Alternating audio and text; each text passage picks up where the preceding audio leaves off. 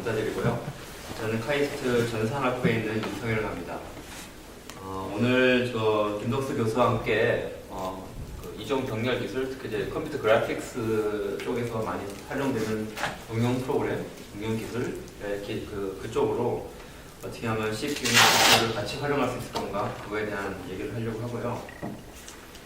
잘 아시는 것처럼 요즘에 CPU랑 GPU가 많이 활용되고 있고요. 거기서 CPU, GPU가 이제 이렇게 따로 독립적으로 존재하는 경우도 있지만 요즘에는 제가 그 인텔 발음 어떻게 하는지 모르겠네요.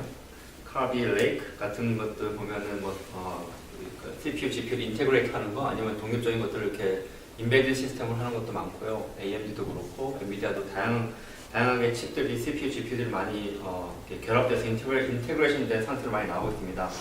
PC 쪽도 그렇고 당연히 이제 우리가 많이 쓰는 핸드폰 많이 그러고 있는데요. 그런 이유가 이게 CPU 예전에는 이렇게 하나의 코어 특성 하나로 이렇게 여러 개를 넣는 것이 에너지 측면에서 에너지 효율 측면에서 좋다고 많이 생각됐는데 요즘에는 예전보다 더 많은 에너지 효율 내기 위해서 연구를 하다 보니까 하나의 종류, CPU나 GPU 하나의 종류를, 하나의 타입을 직접 하는 것보다는 서로 다른 다양한 것들을 이렇게 칩 하나에 CPU 같은 거 코어 몇 개, GPU 같은 코어 몇 개를 이렇게 직접 넣는 것이 에너지 효율 측면에서 좋다는 것이 많이 알려지고 있습니다. 우리도 그렇지만 어떤 팀을 만들 때, 연구나 개발 팀을 만들 때 똑같은 특성을 가진 사람들만 있는 것보다는 이런 사람 저런 특성을 갖는 사람들을 하나의 팀으로 만들어서 서로 어떤 간에 시너지를 활용하는 것이 되게 중요하잖아요. 그러니까 똑같이 이렇게 컴퓨터도 그런데요. 그런 것들을 어떻게 하면 활용할 수 있을 건가? 여기서는 이제 다양한 것들이 있어요. CPU, GPU 말고도 요즘에는 네트워크 하는 것들 등등등 시그널 프로세싱, 또 최근에는 딥러닝 같은 그런 것들 많이 있는데 다양한 것들 앞으로 계속 많이 나오고 있는데 크게 CPU, GPU 같은 타입으로 일반적인 것도 많이 비교를 되고 예를 들면 딥러닝 같은 타입 같은 것도 GPU 형태로 많이 가고요. 그래서 여기서는 CPU, GPU 중심으로 많이 살펴보도록 하겠습니다. 하지만 이제 앞으로 이제 점점 더 우리가 다양한 애플리케이션들 또 새로운 컴퓨팅 환경을 갖다 오는 다른 칩들 같은 게 많이 있을 텐데요. 기본적으로 CPU, GPU. CPU는 일반적으로 랜덤 액세스를 지원하면서 다양한 일반적인 오퍼레이션을 지원하고요. GPU 같은 거는 이제 그런 것보다는 이제 데이터가 스트리밍 형태, 데이터가 1부터 100까지 쭉 들어올 때 그걸 이제 물처럼 흘러올 때 그것들이 이제 어떤 작업을 반복적으로 하는 타입들 그런 쪽으로 최적화되어 있거든요. 그래서 아키텍처에서는 CPU, GPU 같은 것들이 일반적으로 그런 연산들이 예전부터 몇십 년 전부터 많이 알려져 있고요. 잘 여기는 분도 아시는 분 계시겠지만 아주 예전에 무슨 우리가 흔히 말하는 슈퍼컴퓨팅 같은 경우에는 GPU 타입 같은 것들로 많이 구성되어 있거든요. 그래서 현재뿐만 아니라 미래에도 CPU, GPU 같은 특성을 갖는 것들이 이름 달라지고 다양한 애플리케이션들이 다른 이름 나오겠지만 이런 두 개의 캐티고리 형태로 지금도 있고 과거에도 그렇고 앞으로도 그렇게 많이 있어서 현재 이 튜토리얼에서는 그것 위주로 많이 설명하도록 하겠습니다. 근데 예전의 기술들을 많이 보면은 저희도 이제 연구를 이쪽으로 많이 했는데요. 보면은 CPU나 GPU 같은 것들을 많이 활용한 것들이 그러니까 CPU 또는 GPU만 활용한 것들이 많더라고요.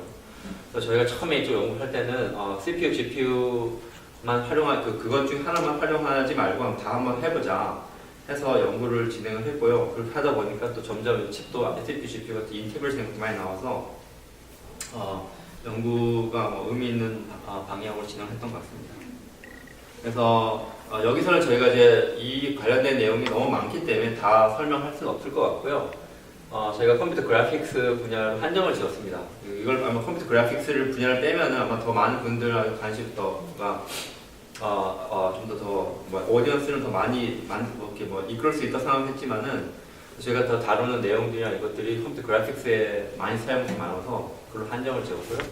그래서 저희가 지금 충돌 탐지, 그래픽스는 렌더링도 있지만 충돌 탐지, 물리 시뮬레이션 등등 다양한 것들을 한번 생각해봤고요.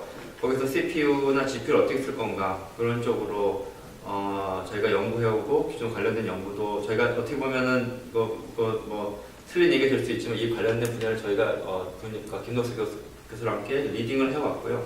그래서 좀 더 많이 홍보를 하려고 지금 튜토리얼도 이렇게 국내에서 진행을 하려고 합니다. 김덕수 교수께서는 지금 코리아텍이고 우리나라 정확히 한국기술교육대. 한국기술교육대이고 이제 코리아텍 저 이유기 더 쉬워서 코리아텍 간단해서 코리아텍으로 충돌 컴퓨터 시뮬레이션 그쪽을 먼저 얘기를 하려고 하고요. 김덕수 교수께서 실제적으로 많은 구현과 저는 구현을 많이 못 해보고요. 주로 이론이나 뭐 그렇게만 했었는데 김덕수 교수께서 구현까지 많이 하시고 해서 이 관련된 뭐 백그라운드까지도 한번 많이 얘기해 줄 수 있을 것 같고요. 저는 주로 이렇게 렌더링 쪽으로도 연구를 많이 했는데요. 그쪽으로도 어떻게 하면 CPU, GPU를 많이 활용할 수 있을 것인가 그런 쪽으로 얘기를 하도록 하겠습니다. 제 시간은 이렇게 잡아놓고요. 제가 간단하게 연사 소개를 좀 했고 김덕수 교수께서 이종병의 백그라운드와 실제적으로 이제 본인이 직접 진행한 내용들, 충돌 탐지, 시뮬레이션 쪽으로 다양하게 얘기해 주실 것 같고요. 그리고 15분 정도 쉰 다음에 제가 관련된 렌더링 관련 쪽에서 얘기를 하도록 하겠습니다. 가능하면 좀 일찍 끝내려고 하고 11시 반 위주로 하려고 하고 그리고 이제 많이 뭐 제가 소규모 그룹이기 때문에 뭐 여러 가지 궁금한 것이나 이런 게 있으시면 바로 얘기해 주시면 제가 최대한 답변하도록 하겠습니다. 저희가 뭐 준비한 내용들이 있지만 그걸 무조건 따라가는 그런 일방향보다는 그래서 그 궁금하신 거 얘기해 주시면 저희도 한번 생각해보고 답변드리고 그런 식으로 인터랙티브하게 가면은 더 도움이 되지 않을까 생각합니다.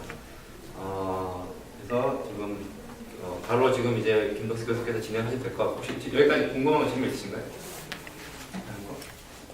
다음으로 네, 그럼 바로 김덕수 교수.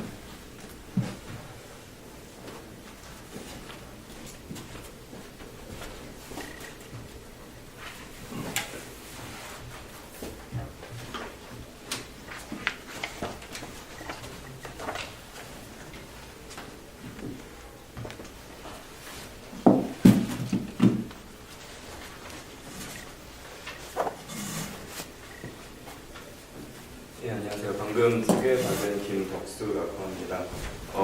일단 저는 현재 한국기술교육대라는 곳에 있고요. 올해 부임을 하게 되었습니다. 사실 잘 모르시는 분들도 있어서 간단히 소개드리면 저도 사실 지원할 때까지 잘 몰랐거든요. 이게 노동부에서 이제 100% 출원해서 운영되는 사립인데 뭐 국립 같은 그런 학교라고 생각해 주시면 될 것 같고요. 뭐 좀 소규모긴 한데 그래도 많이 이제 열심히 하는 학생들, 잔학생들 많으니까 관심 한번 가져주셔도 좋을 것 같습니다. 저는 윤석열 교수님 지도 아래 박사를 받았고요.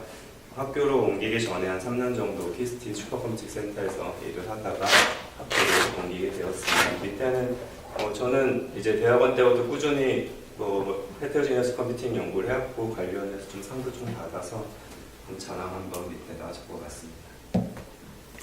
네, 일단 오늘 첫 번째 세션에서 할 얘기는 저희가 헤테로지니어스 컴퓨팅 하기 위한 기본적인 이제 내용들, 가장 기초적인 내용들을 간단히 다루고 제가 주로 했던 컬리전 딕션이나 뭐 시뮬레이션 쪽으로 넘어가려고 합니다.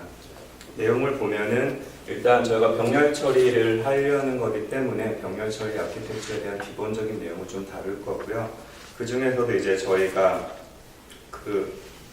윤석열 교수님께서 소개하셨듯이 저희가 주로 관심을 가지고 소개해 드릴 거는 멀티코어 CPU 그리고 GPU에 대해 설명을 드리려고 합니다. 뭐 요즘 더 많은 이제 프로세서들이 나오고 있는데 기본적인 아키텍처를 보면 결국 멀티코어 CPU나 아니면 GPU의 그 기본 틀을 많이 벗어나진 않고 저것들이 이제 합친 형태로 많이 나오고 있는 거기 때문에 아마 들어놓으시면 도움이 될 거라고 생각이 됩니다.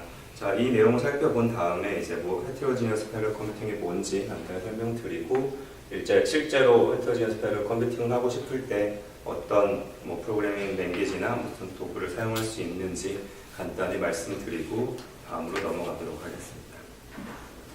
네, 일단 그 패럴 컴퓨팅 아키텍처를 좀 살펴보면은 플린즈라는 분이 그 아키텍처를 크게 4가지로 나누셨어요. 1966년에 나누셨는데 복잡해 보이는데 일단 기준은 2개라고 생각하시면 될 것 같습니다. 인스트럭션, 한 번에 데이터에 적용되는 인스트럭션 수가 몇 개인지 그리고 그 인스트럭션이 적용되는 데이터의 개수가 몇 개인지 2개로 해서 자, 이쪽으로 가면 이제 인스트럭션 수가 늘어난 거고요. 저쪽 가로축으로 가면은 데이터의 수가 늘어나는 구조입니다. 그래서 가장 간단하게는 저희 여기 맨 먼저 보이는 싱글 인스트럭션 그리고 싱글 데이터. 그래서 일반적으로 저희 CPU, 싱글 코어 CPU라고 생각하시면 될 것 같아요. 이번 저희가 하나의 명령을 내리면 하나의 데이터에 대해서 그 명령이 적용이 되죠. 자, 그게 바로 SISD 구조고 우리가 말하는 싱글 코어 프로세서를 얘기합니다. 자, 그 다음에 이 아래쪽을 먼저 보시면은 멀티플 인스트럭션 앤 싱글 데이터인데 여러 개의 오퍼레이션, 인스트럭션을 하나의 데이터에 적용한다는 개념인데 사실 아직 이런 프로세서는 없죠. 그래서 아직 뭔가 밝혀지진 않는, 개발되지 않은 형태의 프로세서, 그리고 저희도 그게 가능한가라는 생각도 해볼 수 있는 그런 형태고요. 저희가 주로 관심을 가지는 구조는 오른쪽에 있는 두 가지 구조입니다. 자, 첫 번째는 심드라고 보통 부르죠. 하나의 인스트럭션을 여러 개의 데이터에 적용하는 심드라는 구조가 있고요. 그 다음에 밑에 민드는 여러 개의 인스트럭션이 여러 개에 적용되는 이런 형태를 얘기하고요. 우리가 흔히 말하는 멀티코어 프로세서가 민드에 속하게 되고 저희가 다루게 될 GPU가 심드와 비슷한 형태로 구성이 되어 있다고 일단 생각해 놓으시면 좋을 것 같습니다. 그래서 저희 심드와 민드에 대해서 조금 더 살펴보고 그 다음에 CPU와 GPU에 대해서 조금 더 살펴보도록 하겠습니다. 첫 번째 민드입니다. 멀티플 인스트럭션, 멀티플 데이터.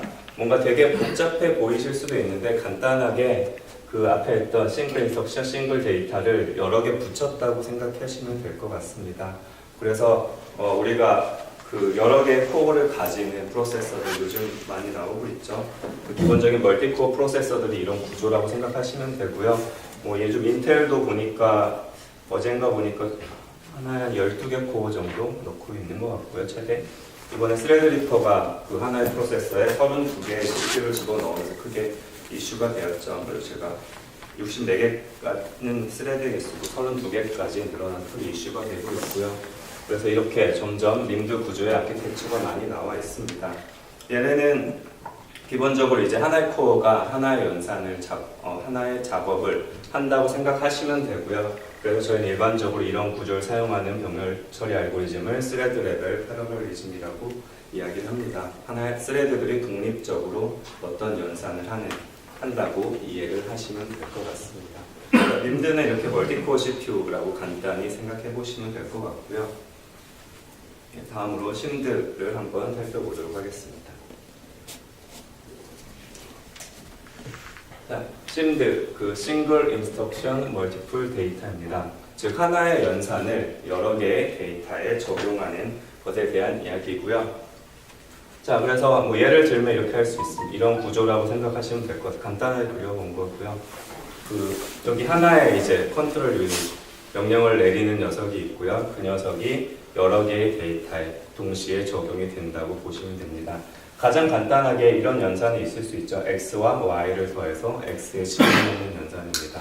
자, 이런 경우 연산은 하나입니다. 더해서 집어넣는 연산 하나인데 이거를 이 어떤 X와 Y라는 그 어레이에 대해서 적용을 하는 거기 때문에 같은 연산을 여러 개의 데이터에 대해 적용하는 형태가 되게 됩니다.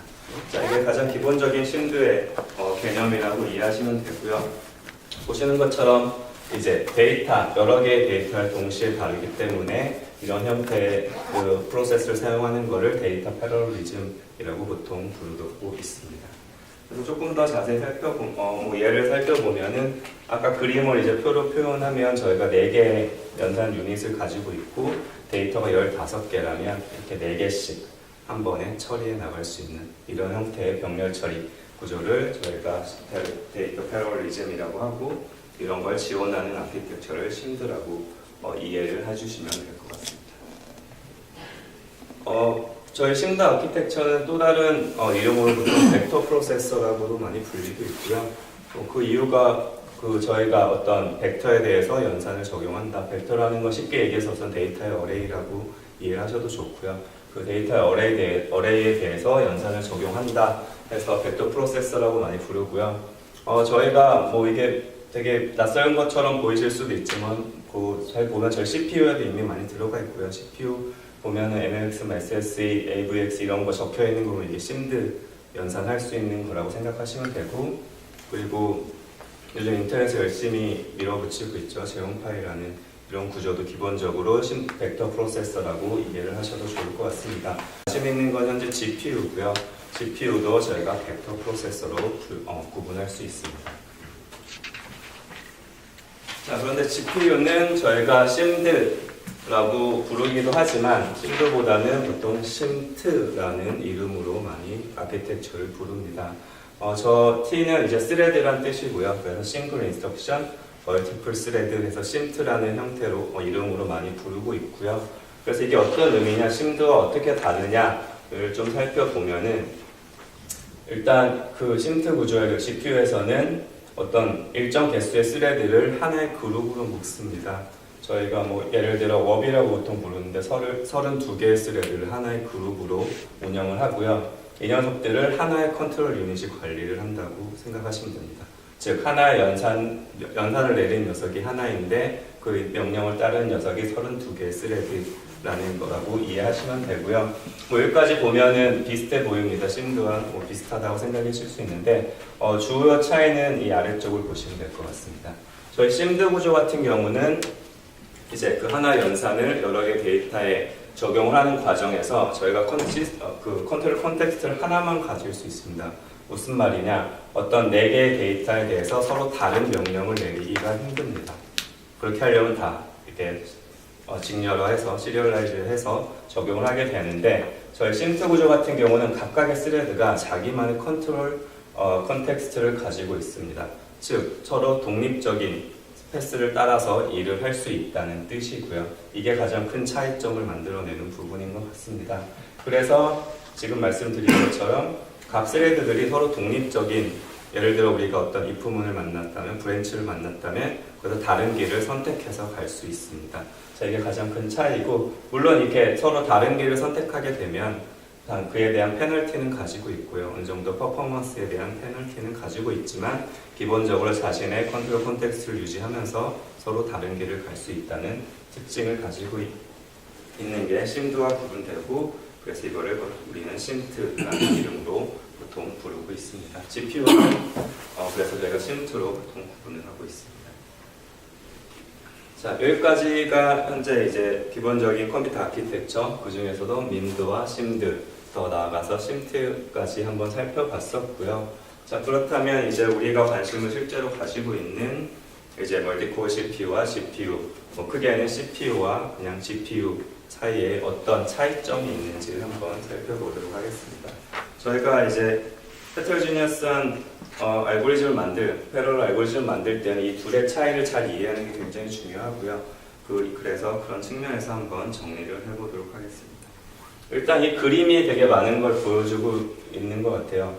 보면은 이 노란색이 어떤 시스템을 연산방식 컨트롤하는 부분이고, 여기 캐시가 있고 디램이 있고요. 마찬가지로 이쪽 GPU도 보면은 컨트롤이 있고 캐시가 있고 메모리가 있습니다. 그리고 녹색은 이제 각각의 하나의 프로세서라고 생각하시면 되고요. GPU는 보면은 컨트롤이 굉장히 큰 범위를 차지하고 있고 연산방식 각각 되게 큰 크기를 차지하고 있습니다. 또 하나의 큰 캐시를 가지고 있고요.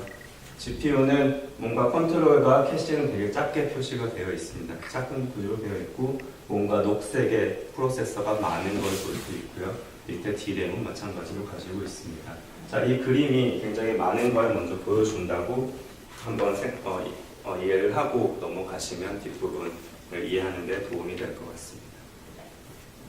자, 그래서 CPU와 GPU를 한번 비교해 보도록 하겠습니다. 저희 CPU는 다들 아시다시피 제너럴 프로세싱 유닛이고요. 일반적인 연산, 범용적으로 사용하게 만들어 놓은 프로세서고요. 그래서 현재 우리가 기본적으로 예전 전통적으로 하나의 코어를 가지고 있었고 현재는 32개까지 늘어나면서 멀티코어 시스템으로 이루어져 있고요. 기본적으로 하나의 코어를 살펴보면 싱글 인스트럭션, 싱글 데이터의 구조입니다.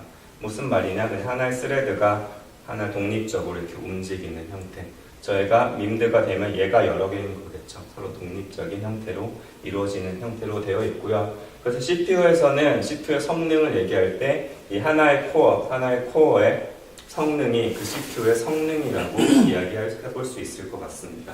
즉, 그래서 CPU의 성능을 높인단 말은 저 하나의 코어가 하나의 스레드가 일하는 성능을 높이는 거를 CPU 성능이라고 이야기를 해볼 수 있을 것 같고요. 그런 측면에서 CPU가 발전하면서 걸어온 길을 살펴보면은 그 하나의 코어의 클럭 프리퀀시를 하나가 얼마나 빨리 일을 할 수 있는지를 늘리는 데 좀 초점을 맞춰왔고요. 관련해서 얘가 움직이면서 어떤 데이터들을 읽을 때 걔네를 좀 더 빨리 읽을 수 있기 위해서 캐시라는 것을 점점 발전시켜 왔고, 또 이 녀석이 움직이면서 어떤 브랜치를 만났을 때 프로젝트가 있으니까 걔를 해결해 보자 하면서 어떤 브랜치를 예측하는 이런 기법들이 하드웨어적으로 들어가게 되고, 크게 보면 이 캐시나 브랜치라는 것은 우리의 컨트롤하는 파트라고 생각해 보실 수 있을 것 같습니다. 즉 얘네가 커지는 방향으로 하나의 코어가 좋아지고 이런 컨트롤하는 부분이 좋아지는 방향으로 발전을 해온 게 저희 CPU라는 녀석이었고요. 자, 그리고 반면에 이제 GPU를 살펴보면 GPU라는 건 다들 아시다시피 기본적으로 그래픽스 프로세싱 유닛입니다. 이 녀석이 탄생한 배경은 이거죠. 이런 화면을 빨리 좀 그리고 싶다, 화면을 빨리 그리고 싶다 해서 탄생을 하게 되었고요. 이 화면을 보시면 뭐 하나처럼 예쁘게 보이지만 여기 수많은 픽셀들이 존재하게 되죠. 이 수많은 픽셀들을 처리해야 되는데 걔네를 빨리 하려고 보니까 뭔가 코어를 많이 넣어보자, 패러럴 프로세싱 성능을 높여보자 라는 형태로 발전의 방향을 잡아왔습니다. 그런데 이제 하나의 픽셀을 처리하는데 그렇게 많은 연산이 들지 않으니까 하나하나 처리하는 녀석은 좀 성능이 안 좋아도 될 것 같다. 성능을 낮추는 대신 코어를 많이 집어넣자 라는 방향으로 발전을 해왔고요.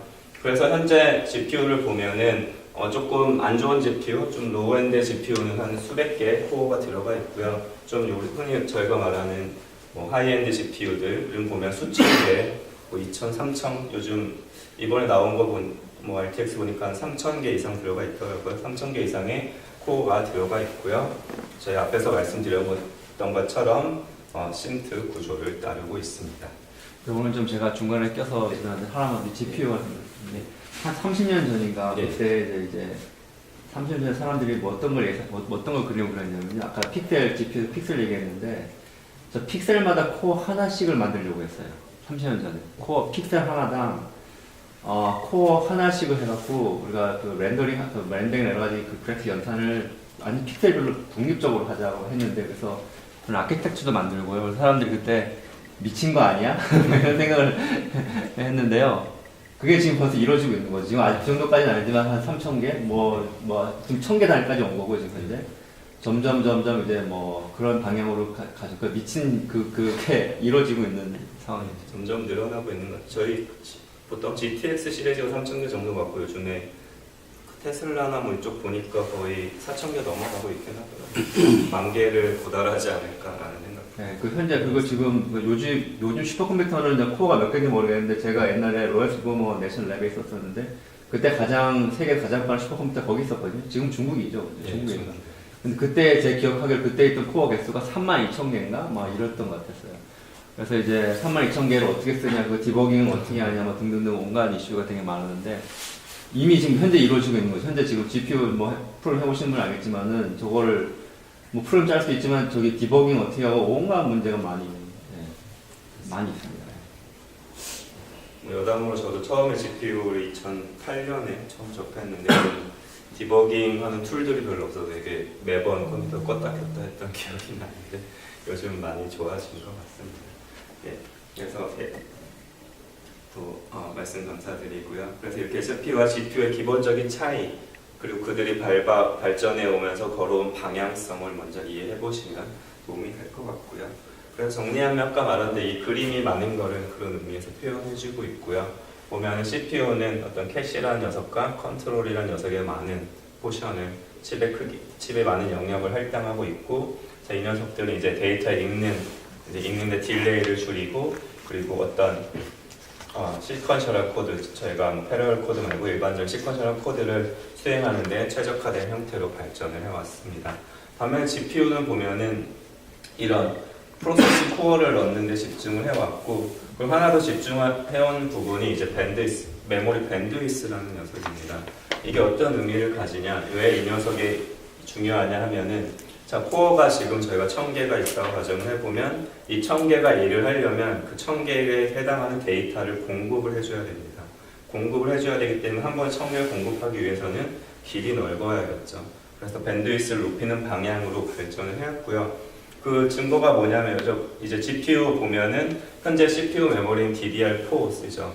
DDR4 쓰는데 GPU는 얼마 전과 DDR6를 썼었고 이제 뭐 더 좋은 메모리를 가져다 쓰는, 항상 하이엔드 메모리를 가져다 쓰는 이유를 잘 생각해 보시면 얘네가 이 많은 코어들한테 데이터를 빨리 공급해주기 위해서 이런 하이엔드 메모리를 가져다 쓴다는 걸 볼 수 있습니다. 그래서 뭐 이런 측면에서 GPU란 녀석은 기본적으로 여러분도 많이 보셨겠지만 GPU 보면 CPU보다 1000배 빠르다, 1000배 빠르다고 광고를 하죠. 그런 의미에서 이제 단순히 얘네가 보여주는 프로세서의 성능만 합산을 하면 당연히 높은 스루풋을 보여주게 되고요.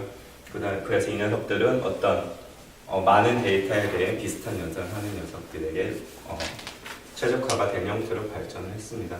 하나 더 추가하자면 이 밴드위스 관련해서 GPU가 이제 하이엔드 메모리를 쓰는 대신에 메모리가 비싸겠죠. 좋은 건 비싸니까 좀 작은 메모리를 갖게 되고요. CPU에 비해서 CPU는 이제 보통 우리가 흔히 쓸 수 있는 메모리를 쓰기 때문에 GPU에 비해서 더 큰 메모리 공간을 일반적으로 가진다는 것도 하나의 특징이라고 이해하시면 될 것 같습니다. 현재 GPU 요즘 나오는 거 보니까 제일 좋은 게 한 24GB 정도 들어가는 것 같고요.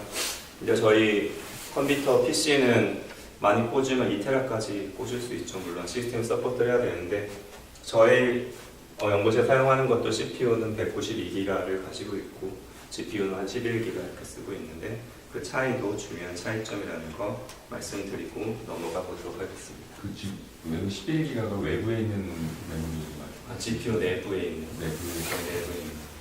근데 그 CPU 경우에도 내부에 있는 걸 말씀하시는 거예요? CPU 이제 캐시와 좀 다르게 이제 시스템 메모리 보통 CPU는 바로 가져다 쓰니까 이 그림에서 보면 이 D램이라는 개념이 GPU에서는 GPU 그 하나의 디바이스 안에 있는 녀석을 의미하고요. 여기에 D램은 이제 저희가 CPU 그 컴퓨터에 꽂는 메모리 그 녀석을 의미해요. 자, 최근에 그 CPU 나온 것들의 그 캐시 사이즈 어떻게 되나요? 요즘에 재원 CPU 보면 12메가 12메가 아직 엄청 크진 않네. 예, 기가까지는 올라가. 64. L3 같은 경우는 63메가 정도 되는 거. L1이 한 12, L2가 12메가 정도 되는 거고 L1은 한 정확히 잘 모르는 한 4메가 정도 됐던 걸로 기억합니다. 혹시 뭐 더 궁금하신 점 있으신가요? 여기까지 기본적인 차이점이고 뒤에서 좀 더 말씀을 드릴 텐데 궁금한 거 없으시면 넘어가 보도록 하겠습니다. 자, 그래서 CPU가 어디에 좋고 어디에 좀 약점을 보이는지를 한번 다시 정리를 해보면 자, CPU는 이제 하나의 높은 성능을 가지는 코어 하나의 성능이 굉장히 높다는 장점을 가지고 있고요. 그리고 이렇게 컨트롤 부분에 많은 투자를 함으로써 뭔가 일레귤러라는 뭔가 규칙적이지 않고 쉽게 얘기해서 뭔가 브랜치가 많은 이런 일레귤러한 워플로우에 좀 효율적으로 디자인이 되어 있고요. 마찬가지로 저희 캐시라는 녀석이 많은 영역을 차지하고 있기 때문에 좀 메모리를 여기저기 억세스하는 물론 이제 이것도 브랜치와 많이 연결이 되어 있을 텐데 메모리를 여기저기 억세스하는 이런 랜덤한 메모리 억세스 패턴에 좀 잘 적응을 하도록 되어 있고요. 말씀드렸던 것처럼 메모리 사이즈가 상대적으로 큰 메모리 사이즈를 가지고 있습니다. 그런데 반면 이제 약점을 보면은 아무래도 GPU에 비해서는 코어의 수에 좀 한계가 있고요. 하나하나 CPU 코어가 크기 때문에 그 한계를 가지고 있고 어떤 프로세싱 성능 플럭스정의 개념으로 봤을 때는 아무래도 GPU보다 좀 느리다는 좀 낮은 성능이 좀 낮다는 이런 단점을 가지고 있습니다. 자, GPU 같은 경우는 이제 반대라고 생각하시면 될 것 같아요. GPU의 가장 큰 장점은 코어가 엄청 많다는 겁니다. 1000개, 좀 있으면 10,000개가 되지 않을까 싶은 수준의 많은 코어들을 가지고 있고요. 그리고 이 코어가 많은 만큼 저희가 잘만 쓰면 정말 CPU보다 100배, 1000배까지는 잘 모르겠고 100배 이상 빠른 성능을 낼 수 있는 게 맞는 것 같습니다. 저희도 실제로 써보니까 그렇게 나오고 있고요. 그리고 좀 약점은 아까 말씀드렸던 것처럼 메모리가 좀 작다는 거. 메모리가 좀 작다. 물론 이게 충분할 수도 있지만 좀 저희가 큰 데이터를 담는 이 메모리가 작다는 것과 그리고 얘는 코어가 많은 대신 컨트롤 부분이 좀 약해서 얘네가 서로 막 브랜치, 스레드를 서로 다른 길을 가려고 하면 그런 경우는 조금 성능의 저하가 있고 제품도 마찬가지로 여기저기 서로 랜덤하게 스레드의 메모리를 액세스하려고 하면 그 부분에서도 높은 성능을 얻는데 많은 방해 요소로 작용하게 된다는 약점을 가지고 있습니다. 자, 이렇게 CPU와 GPU 특성을 잘 이해하고 계시면 이제 앞으로 헤테로지니어스한 어떤 알고리즘 설계하실 때 또는 헤테로지니어스 꼭 아니더라도 내가 어떤 병렬 처리를 하고 싶은데 CPU를 쓸까, GPU를 쓸까 결정을 하실 때 좀 도움이 될 것 같습니다. 자, 그래서 뭐 같은 얘기를 다 적어놓은 거고요. 어떤 CPU는 뭔가 불규칙적인 그리고 랜덤한 메모리 액세스 패턴에 좋은 좀 효율적이고 그리고 큰 메모리 공간을 가지고 있다. GPU는 이제 컴퓨터 인텐시브한 뭔가 연산이 많은 뭔가 메모리를 액세스 한다던가 브랜치 같은 게 많은 컨트롤이 많은 게 아니라 단순한 연산이 많은 일들에 최적화되어 있고 그리고 높은 성능을 보여준다라는 장점들만 뽑으면 이렇게 적을 수 있을 것 같고요. 저희가 뒤에서 살펴볼 텐데 이런 장점들, 이런 작업의 특징들은 우리가 뒤에 다뤄볼 어떤 그래픽스 분야에 사용되는 응용이 가지고 있는 작업들의 특성과 이게 잘 맞아 들어가는 부분들이 있습니다. 이건 저희 다음 세션에서 조금 더 설명을 드리도록 하겠습니다. 자, 여기까지가 CPU와 GPU의 차이점에 대한 설명을 좀 드렸고요. 혹시 질문 있으신가요?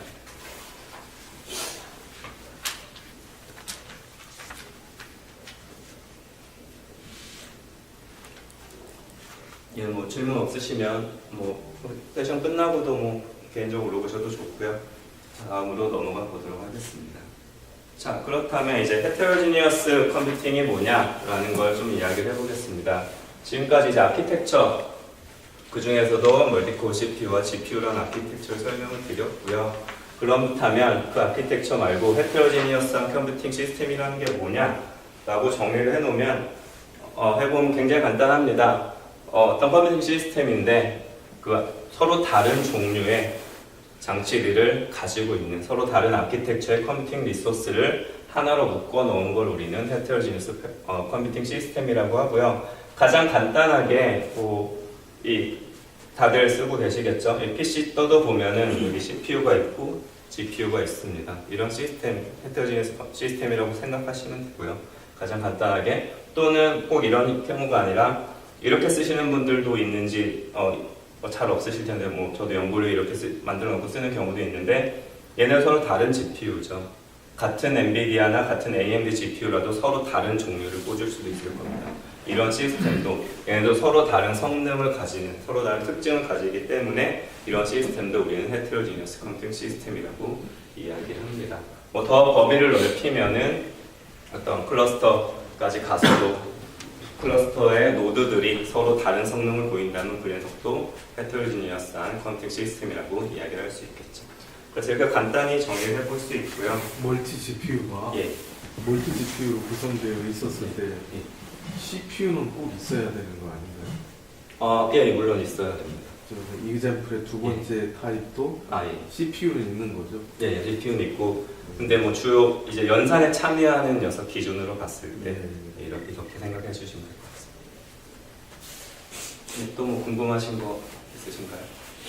자, 없으면 자, 그래서 그렇다면 헤테로지니어스 패러럴 알고리즘은 이제 간단하겠죠. 우리가 이런 헤테로지니어스 컴퓨팅 시스템에 있는 연산 자원들을 다 쓰는 알고리즘을 헤테로지니어스한 패러럴 알고리즘이라고 하고요. 장점은 명확합니다. 우리가 시스템에 있는 자원들 다 열심히 일하게 만들 수 있을 겁니다. 노는 녀석 없이 잘만 한다면 다 열심히 일하게 만들 수 있고요. 그래서 열심히 다들 협업을 해서 일을 하면은 하나만 쓰는 거에 비해 더 높은 성능을 얻을 수 있다는 장점을 가지게 됩니다.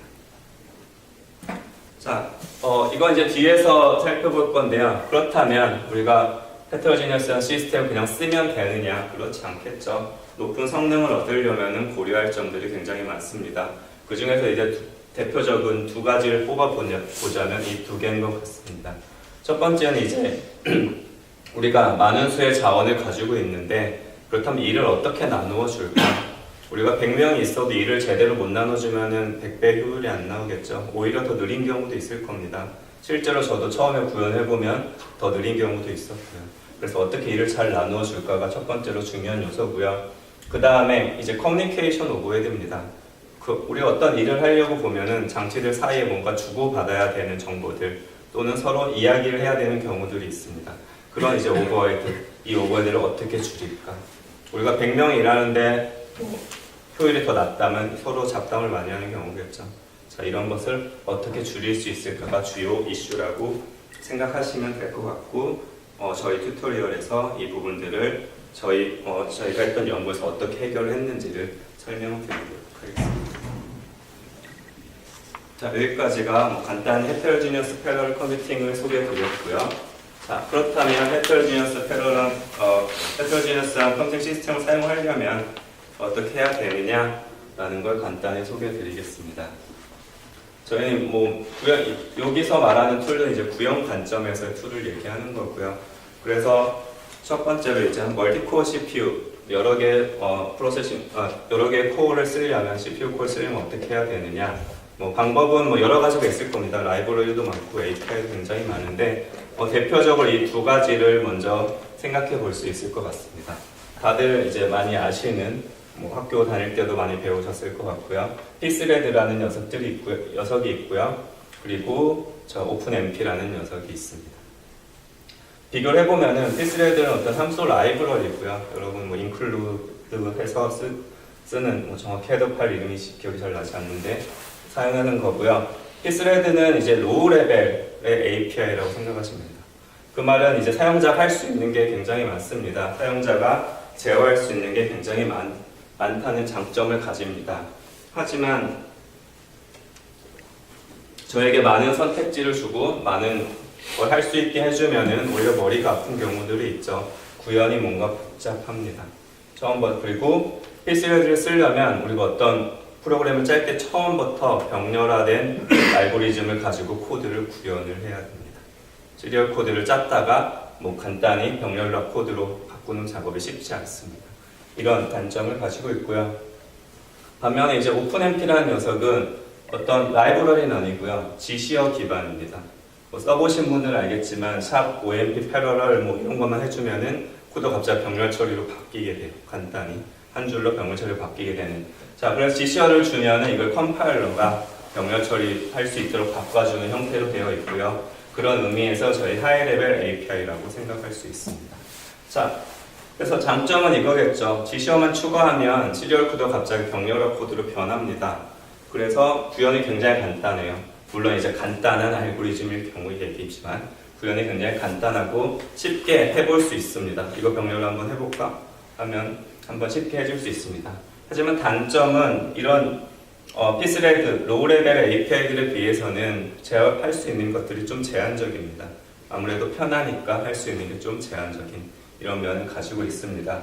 그런데 일단 다른 분들 다른 의견이 있으실지 모르는데 제가 써본 면에서는 사실 이것도 충분한 것 같습니다. 내가 굳이 이런 많은 걸 안 쓰고 여기 있는 기능만 가지고도 아직까지 저는 제가 필요한 거를 구현 못한 경우는 없었거든요.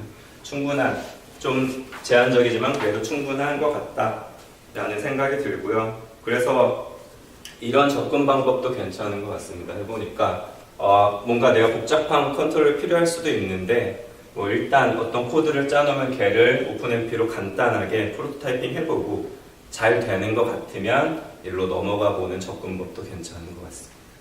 예. 그 말고도 굉장히 많은 방법들이 있는데요. 대표적으로 그것은 이제 오픈MP를 쓸 때 예. 앞서 말씀해주신 예. 그 헤테로지니어스 컴퓨팅 시스템에 예. 하드웨어 리소스가 막 있을 수도 있지 예, 예, 않습니까? 그런 거를 저 오픈MP 사용하기 전에 예. 환경 설정이라고 해야 되나요? 아. 컨피그레이션을 다 예. 입력을 넣어줘야 되는 거예요? 이 오픈MP는 일단 CPU, 멀티코어 CPU에 해당하는 녀석이고요. 이제 GPU를 같이 쓰려면 이제 GPU API를 따로 쓰셔야 되고요. 얘는 복잡한 설정이 필요 없고요. 보통 비주얼 스튜디오 같은 거 많이 쓰시고 아니면은 GCC 컴파일러 쓰실 텐데 거기 옵션에 보면은 오픈MP를 쓸 것이냐 말 것이냐 설정해 주실 수 있습니다. 걔만 바꿔주면 이 GC어가 있는 부분 자동으로 변경을 해주기 때문에 간단합니다. 예를 들어 포문 같은 경우는 OMP 패러럴 4라는 거에 딱 적어주면 그 포문이 변경을 그냥 하면 됩니다. 예, 그래서 뭐 다양한 또 다른 API들이 있고요. 대표적으로 윈도우즈가 제공하는 API, 그리고 인텔의 스레드 빌딩 블록이라는 녀석들도 있는데 뭐 필요에 따라서 가져다 쓰시면 될 것 같습니다.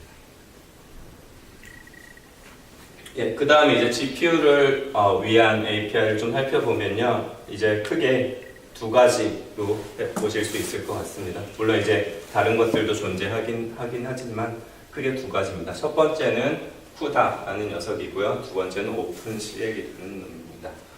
사실 이 녀석이 거의 시작이었죠. 이 녀석이 저희가 GPGPU라는 걸 쓰기 시작한 시작이었고요. 쿠다라는 거는 이제 엔비디아가 자신들의 GPU를 제너럴한 프로세싱을 위해 사용할 수 있게 하기 위해 만든 이제 어떤 일종의 랭귀지 API라고 생각하시면 될 것 같습니다. 그래서 얘는 엔비디아 GPU에만 사용이 가능합니다. 기본적으로 엔비디아 거는 사용이 가능하고요. 그리고 여기에 초점을 맞췄기 때문에 엔비디아 GPU에 되게 최적화되어 있습니다. 최적화되어 있고요. 그리고 엔비디아 GPU에 마찬가지 얘를 위에 만들었기 때문에 얘를 위해서 더 많은 컨트롤 할 수 있는 것들을 제공을 해줍니다. 이게 쿠다라는 것이고요.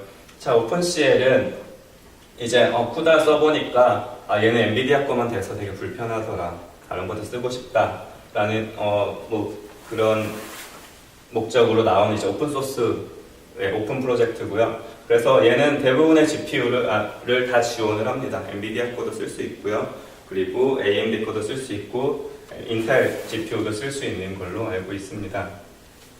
자, 그래서 한번 짜놓으면은 얘를 그냥 모든 GPU에 돌아갈 수 있게 할 수 있고요. 하지만 물론 이제 범용하다는 거는 이제 특정 GPU에 대해서 뭔가 최적이라는 건 보장이 되지 않습니다. 마찬가지로 뭐 프로토타이핑 해보시고 쿠다로 넘어가거나 아니면 엔비디아가 아는 다른 GPU 사용하실 때는 오픈CL을 쓰시면 됩니다.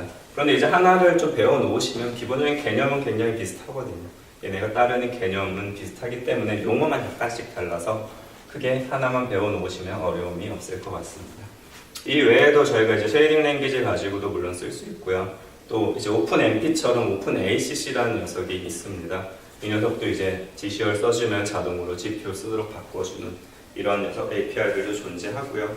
근데 오픈ACC 같은 경우 저도 아직을 못 써봤는데 이유가 이거는 라이센스가 유료더라고요. 컴파일러 라이센스가 유료여서 아직 써보지 못했고, 그리고 저는 일단 쿠다를 사용을 하니까 굳이 쓸 필요가 없어서 안 써기로 했는데, 관심 있으시면 간단히 바꿔보고 싶으시면 오픈ACC를 한번 사용해 보시는 것도 괜찮을 것 같습니다. 자, 그래서 아까 하셨던 것처럼 그렇다면 우리가 그 시스템에 있는 녀석들 다 쓰고 싶으면 어떻게 하면 되느냐? 그냥 간단합니다. 이런 CPU 컨트롤한 녀석 중 하나 선택하시고 GPU 컨트롤한 녀석 중 하나 선택하셔서 두 개를 같이 사용하시면 됩니다. 물론 이것도 가능합니다. 일부분은 피스를 쓰고 일부분은 오픈MP 쓰고, 여기 조합도 가능하고요. 여기 조합도 물론 가능합니다. 그러니까 이 녀석들을 본인이 사용할 수 있는 API를 잘 조합을 해서 사용을 하시면은 우리가 시스템에 있는 CPU와 GPU를 다 사용하실 수 있습니다. 질문이 있는데 네. 오픈CL 자체가 사실 헤테로지니어스한 컴퓨팅을 지원하게 만들었죠. 네, 맞습니다. CPU도 그냥 오픈CL만 쓰면 CPU, GPU 다 돼. 예, 맞습니다. 예, 일단 요거 GPU 쪽을 설명드리고 이렇게 나눠놨는데, 오픈CL은 CPU 코드도 물론 CPU도 돌아가게 되어 있습니다. 지금 아니 저게 표준됐나 오픈CL이? 그것까지 제가 캐치 못하거든요. 저도 그게 네. 표준이 됐는지까지는 네, 잘 네, 모르겠는데, 엔비디아가 잘 안 도와주고 있잖아요, 그렇죠? 예, 아직까지 대부분, 그러니까 힘을 아직 못 쓰고 있는 것은, 아직까지 대부분의 GPU 한다고 하면 쿠다가 압도적인 상태고요. 그 예전에는 제가 대학을 있을 때 학교 가면 어떤 친구들이 오픈CL 써봤냐라는 걸 많이 물어봤는데, 요즘은 이제 물어보지도 않더라고요. 그래서 아직 힘을 많이 못 엔비디아가 얻고 당연히 뭐 오픈CL 참여해서 뭐 하고는 있지만 거의 뭐 그냥 신용만 하고 있는 이런 것 이런 개인적인 생각입니다. 약간 그런 느낌이 좀 있겠네요. 요즘은 관심도 많이 떨어지지 않았나라는 좀 느낌이 있어요. 예. 자. 여기까지가 저희 첫 번째 세션의 내용이었고요. 그래서 요약을 해보자면 헤테로지니어스한 시스템이 되게 특별한 것 같지만 이미 저희 주변에 많이 있고요. 대부분의 이제 여기 계신 분들 쓰는 PC는 헤테로지니어 시스템이라고 생각을 하셔도 될 것 같고요. 그 다음에 우리가 이런 헤테로지니어 시스템을 잘 사용을 하면 진짜 높은 성능을 얻을 수 있다라는 게 중요한 포인트인 것 같습니다. 그리고 뭔가 효율적인 헤테로지니어스 패러럴 알고리즘을 만들려면은 이게 첫 번째 세션의 의미였죠. 이 디바이스에 대한 특성을 이해하는 게 굉장히 중요하고요. 더불어서 우리가 처리할 어떤 작업에 대한 특성을 잘 이해하는 게, 두 개의 특성을 잘 이해해서 서로 잘 매칭시켜주는 게 핵심인 것 같습니다. 자, 이게 중요한 이슈고, 그리고 헤테로지니어스한 패러럴 알고리즘 만들 때 가장 중요한 이슈 두 개는 어떻게 일을 잘 나누어 줄 것인가, 그리고 서로 대화하는 시간을 얼마나 줄여줄 수 있을 것인가 라는 게 중요한 이슈다라고 정리해 볼 수 있을 것 같습니다. 예, 여기까지가 준비했던 첫 번째 세션이고요. 예, 생각보다 오래 얘기를 하게 된 것 같은데 혹시 질문 있으신가요? 실제로 그 하드웨어를 이제 꾸밀 때요. 본인 아니면 뭐다 비싼 건 아니지만 적당선에서 이제 CPU나 GPU 선택을 하고 이제 그 딥러닝 하시는 분들한테 들은 얘기인데 그게 뿐만 아니라 메인보드 스펙이 중요하다고 얘기했어요. 거기서 이제 모르는 입장에서 뭘 보고 선택을 해야겠지. 그래서 혹시 가이드 해주실 수 있나요? 예, 메인보드 보실 때 제일 처음에 보셔야 될 게 그 PCI 슬롯 개수가 굉장히 중요하고요. 그래서 이제 뭐 딥러닝 하신 분들 GPU 4개까지 고자 쓰시고 더 많이 쓰시는 분들은 6개까지 쓰시는 것 같은데 그 슬롯 개수가 기본적으로 보통 저희가 4개의 GPU를 쓰고 싶으면 슬롯 개수가 8개 이상인 걸 구매를 하시죠. 왜냐하면 저희가 슬롯이 이렇게 쭉 붙어 있는데 GPU 하나 꽂으면 두 아래 걸 못 쓰거든요. 예, 그래서 보통 그 PCI 슬롯 개수를 잘 보셔야 될 것 같고요. 그리고 메인보드마다 이제 지원하는 최대 메모리 크기가 있습니다. 그것도 잘 보시고 사용하시는 게 중요한 것 같고요. 그리고 뭐 애틀이 그 업체들한테 이렇게 얘기하면은 추천해서 오기는 하거든요. 그래서 메인보드 같은 경우는 GPU 4개 꽂을 수 있는 게 생각보다 이렇게 많지 않아서 또 가격도 비싸고 잘 선택하시면 좋을 것 같고 일반적으로 서버용으로 나오는 보드들은 그래도 많이 꽂을 수 있게 되어 있는 것 같습니다. 그리고 CPU 메모리 측면에서 보면은 저희가 아까 말한 대로 뭐 128기가 이상으로 넘어가고 싶으시면 이제 그 서버용 보드를 꼭 쓰셔야 되고요. 그게 한 128기가를 맥스로 생각하시면 일반적인 보드 그냥 중에 좋은 거 쓰시면 쓰실 수 있습니다. 자, 답이 혹시 혹시 또 궁금한 거 있으신가요? 없으시면 좀 쉬었다 하는 게 좋을까요? 아니면 넘어가는 게 좋을까요? 괜찮으시면 빨리 진행하도록 하겠습니다.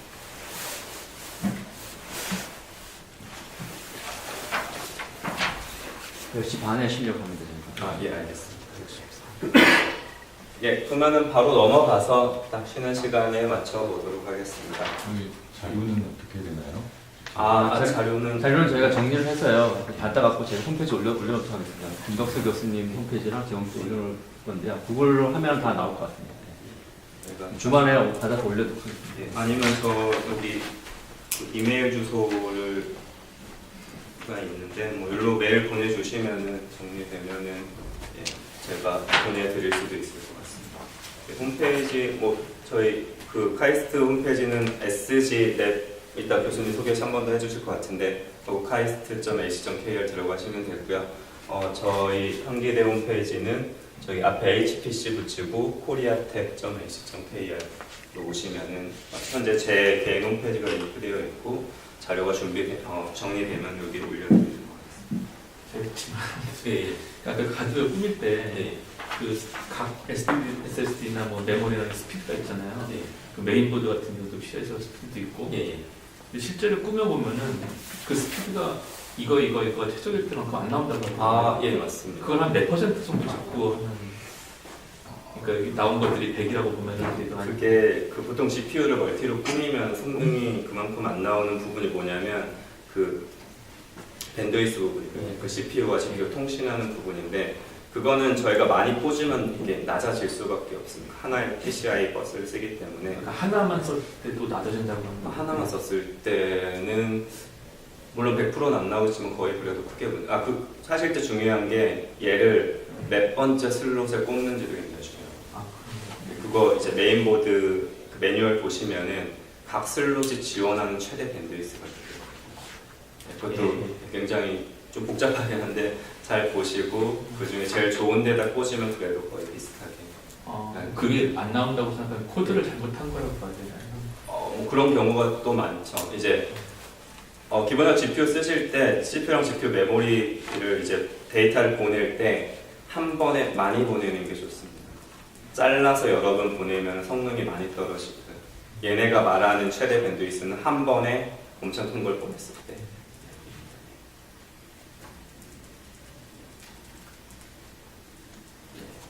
그렇다면 넘어가 보도록 하겠습니다.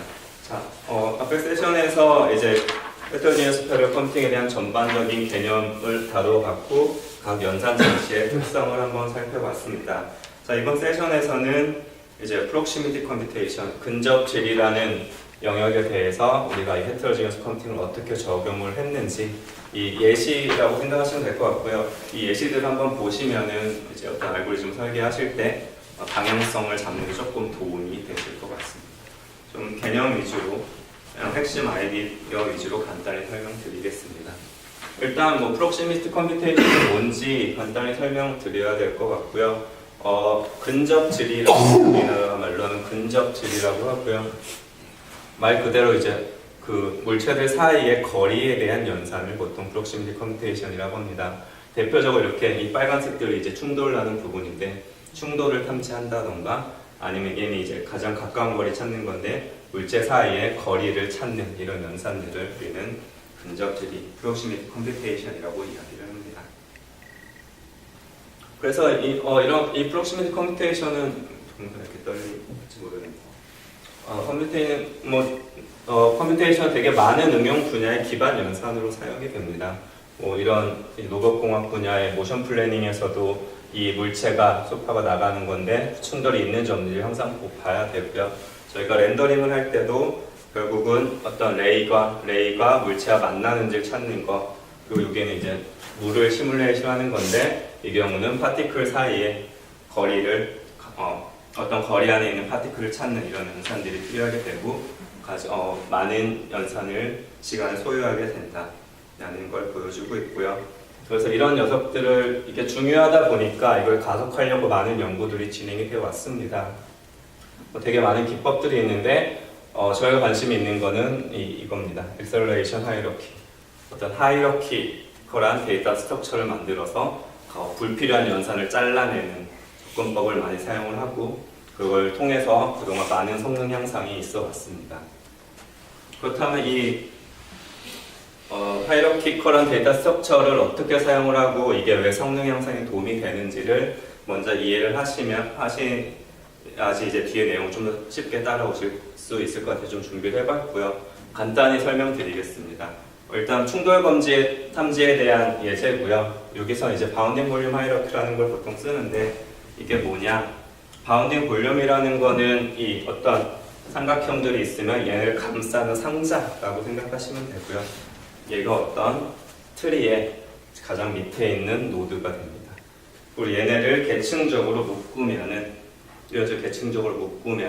더 큰 상자가 되고 최종적으로 전체를 감싸는 이런 상자가 만들어지게 되고 이 트리를 우리는 바운딩 볼륨 하이러키라고 부릅니다. 자, 이걸 왜 만드느냐?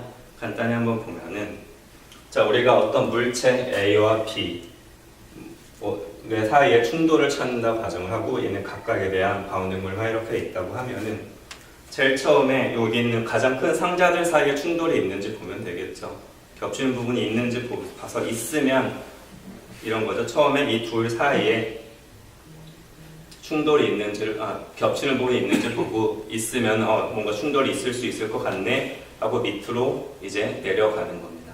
밑으로 내려가면 이렇게 4개의 쌍이 다시 생기게 되고요. 자, 그래서 또 얘네를 하나씩 꺼내면서 그들 사이에 오버랩이 있냐, 겹치는 부분이 있는지를 이렇게 찾으면서 겹치는 부분이 있는 녀석들, 없으면 이제 더 내려갈 필요가 없고요. 있는 녀석들에 대해서 더 내려가면서 이제 충돌이 날 수 있는 후부분을 도출해내는 겁니다. 물론 이렇게 가게 된다면 이쪽은 아예 안 봐도 되기 때문에 저쪽들이 불필요한 연산을 줄일 수 있겠죠. 자, 이게 기본적인 이제 우리가 하이러키를 사용하는 이유, 하이러키를 사용해서 얻을 수 있는 장점이고요. 좀 빠르게 설명해서 조금 어려울 수도 있지만 어쨌든 이런 트리를 탐색을 해서 연산을 줄일 수 있다라고 이걸 이제 하이러키 트래버설이라는 이름으로 저희는 부르고 있습니다.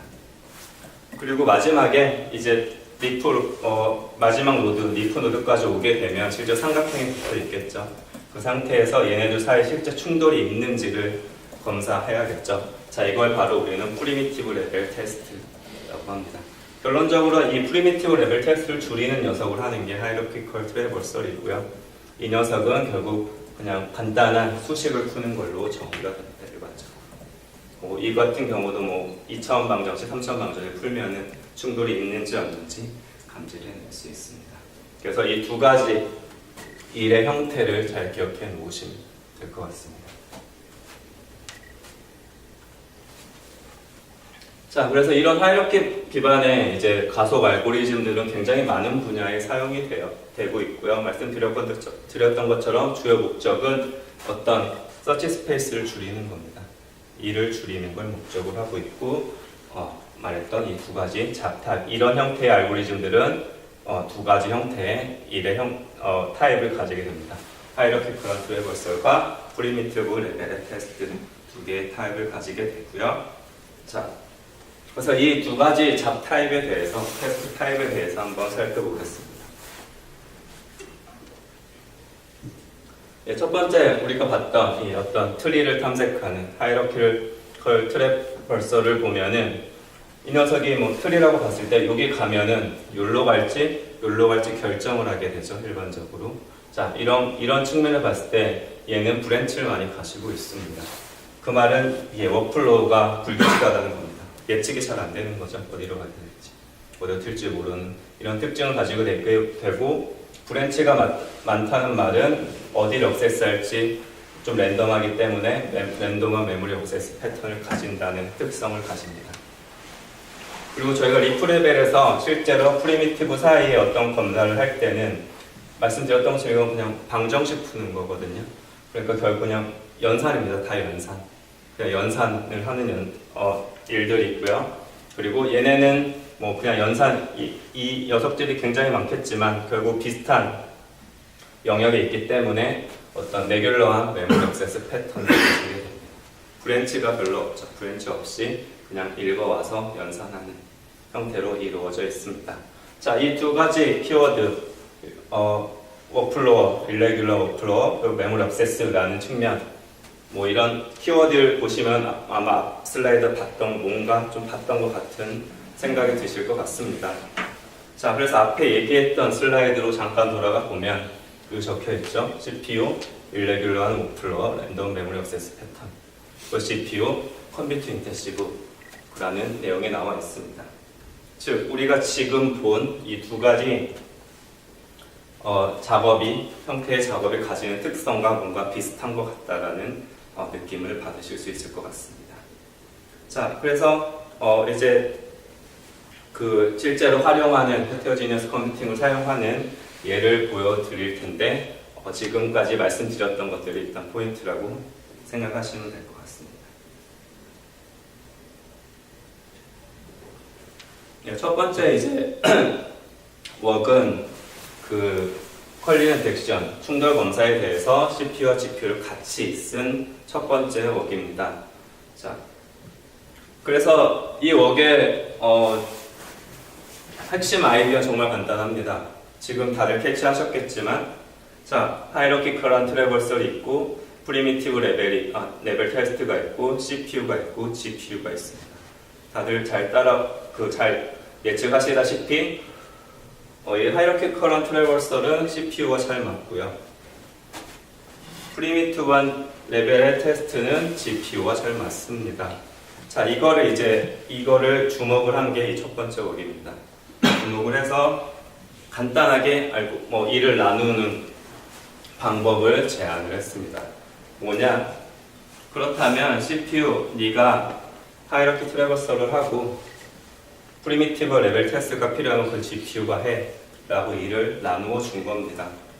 그래서 최초에 일이 하나 들어가게 되면 CPU가 트래버서를 하면서 또 밑에 단으로 내려가야 되면 그 일을 다시 CPU에게 돌려주고, 이렇게 내려가다 보니까 프리미티브한 레벨에 만약 후보들이 나왔다. 그럼 이걸 GPU로 보내서 GPU가 실제 충돌이 있는 판단해서 돌려주는 형태.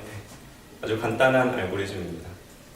이를 이제 이렇게 명확하게 나눠준 거죠. 너 이거에, 너 이거에. 이거는 알고리즘 되게 간단한데 이걸 이제 잘 캐치해낸 거죠. 자, 이렇게 알고리즘을 만들어서 해봤더니 어떻게 되느냐 뒤에 잠깐 볼 거고요. 그 관련해서 저희가 그 헤테로지니어스 알고리즘 만든 두 가지 이슈, 첫 번째 워크로드 밸런스를 여기서 했던 거고요. 어떻게 일을 나눠줄까?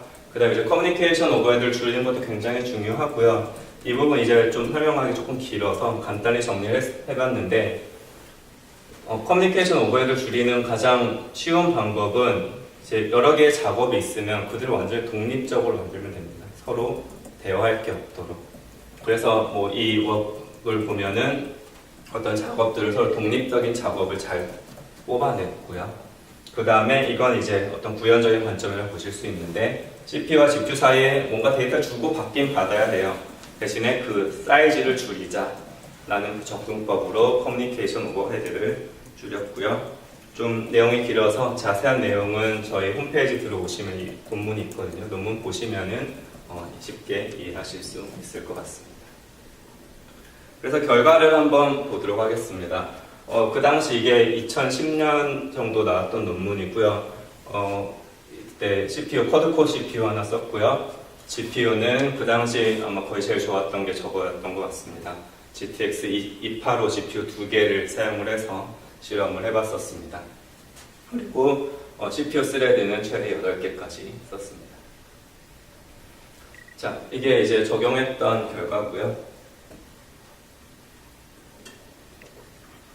여러 가지 이제 벤치마크 데이터에 적용을 해봤고, 성능 향상을 보면은 그 CPU 코어 하나 썼을 때 비해서 쿼드코어 CPU 쓰고 GPU 2개 썼더니 최대한 13배, 14배까지 빨라지더라. CPU 코어 하나 쓰는 것보다 비해서 그런 결과를 얻을 수 있었습니다. 결과를 조금 더 자세히 살펴보면요. 여기가 이제 CPU만 썼을 때, 근데 스레드가 하나, 두 개, 네 개, 8개 올라가고 있는 거고요. 이게 CPU 하나 추가, 2개 추가 했을 때 결과입니다. 보시는 것처럼 CPU만 썼을 때에 비해서 GPU 하나 쓰니까 늘어나고, GPU 2개 쓰니까 늘어나는 거 볼 수 있고, CPU 스레드로 늘어나면은 더 빨라지는 걸 볼 수 있습니다. 자, 이렇게 잘 쓰면은 성능이 올라가더라 라는 걸 보실 수 있는 결과 생각하시면 될 것 같습니다. 이거 제안하시기 전에는 그러면 CPU에서만 이 작업을 했었던 건가요? 기존에는 이제 CPU에서만 하거나 아니면 GPU만 쓴 경우가 있었어요. 근데 이제 GPU에서 트래버설도 하고 근데 저희는 이제 그걸 일을 나누어 주는 거죠. 잘 나누어져서 하나만 쓰는 것보다 더 성능이 잘 나오더라라는 걸 얻을 수 있었습니다. 그래서 해보시면 알겠지만 무조건 GPU를 쓴다고 다 좋은 건 아니거든요. 어떤 알고리즘은 GPU를 쓰면 오히려 CPU 코어 하나보다 느린 경우도 있습니다. 그래서 이렇게 일의 형태를 잘 파악을 해서 선택을 하시는 게 굉장히 중요한 것 같습니다. 자, 이렇게 저희 첫 번째 워크를 했고, 그래서 첫 번째 워크를 마치고 조금 더 자세히 들여다 봤습니다. 자세히 들여다봐서 이제 두 번째 워크를 시작하게 됐고요. 첫 번째 워크의 결과를 잘 살펴보시면 이 빨간색 바가 없다는 그냥 이 앞에 그림에서는 되게 좋아 보이죠? 그냥 쭉 늘어나는 것처럼 보입니다. 잘 봤더니 이상하게 이 CPU 스레드가 하나, 두 개일 때는 GPU가 늘어나는 성능 향상이 없습니다. 그래서 왜 연산 자원을 늘렸는데 성능 향상이 없지라는 관측에서 관찰에서 시작을 하게 된 게 두 번째 연구였고요. 그래서 저희 첫 번째 했던 연구, HPCC라는 연구에서는 일을 그냥 정해줬습니다.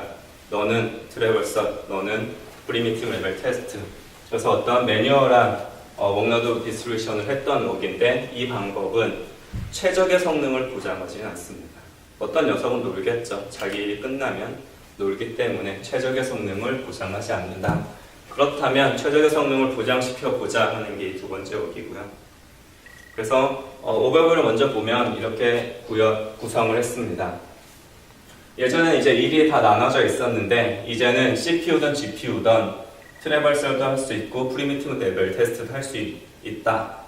그렇다면 일을 어떻게 나눠줄 것이냐? 뭔가 최적의 답을 찾아서 일을 나누어 주자 라는 접근법이었고요. 그래서 어떤 일이 들어오면은 어떤 우리 스케줄러라는 녀석이 현재 장치들의 상태를 보고 누구에게 일을 줄지를 결정하는 형태로 알고리즘을 시스템을 구성을 했습니다. 이게 전체적인 시스템 오버뷰고요. 그래서 모든 연산 자원이 이제 할당 트래버설이든 이 브레벨 테스트든 할 수 있는 걸 할당 받아서 하는 구조로 되어 있습니다.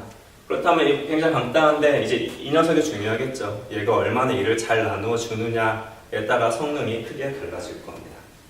그래서 쟤를 어떻게 나누어 줬는지를 간단히 설명드리겠습니다. 일단 저 알고리즘을 만드는 게 이 스케줄링 알고리즘을 만드는 게 이 워크의 주요 핵심 컨트리뷰션이었고요.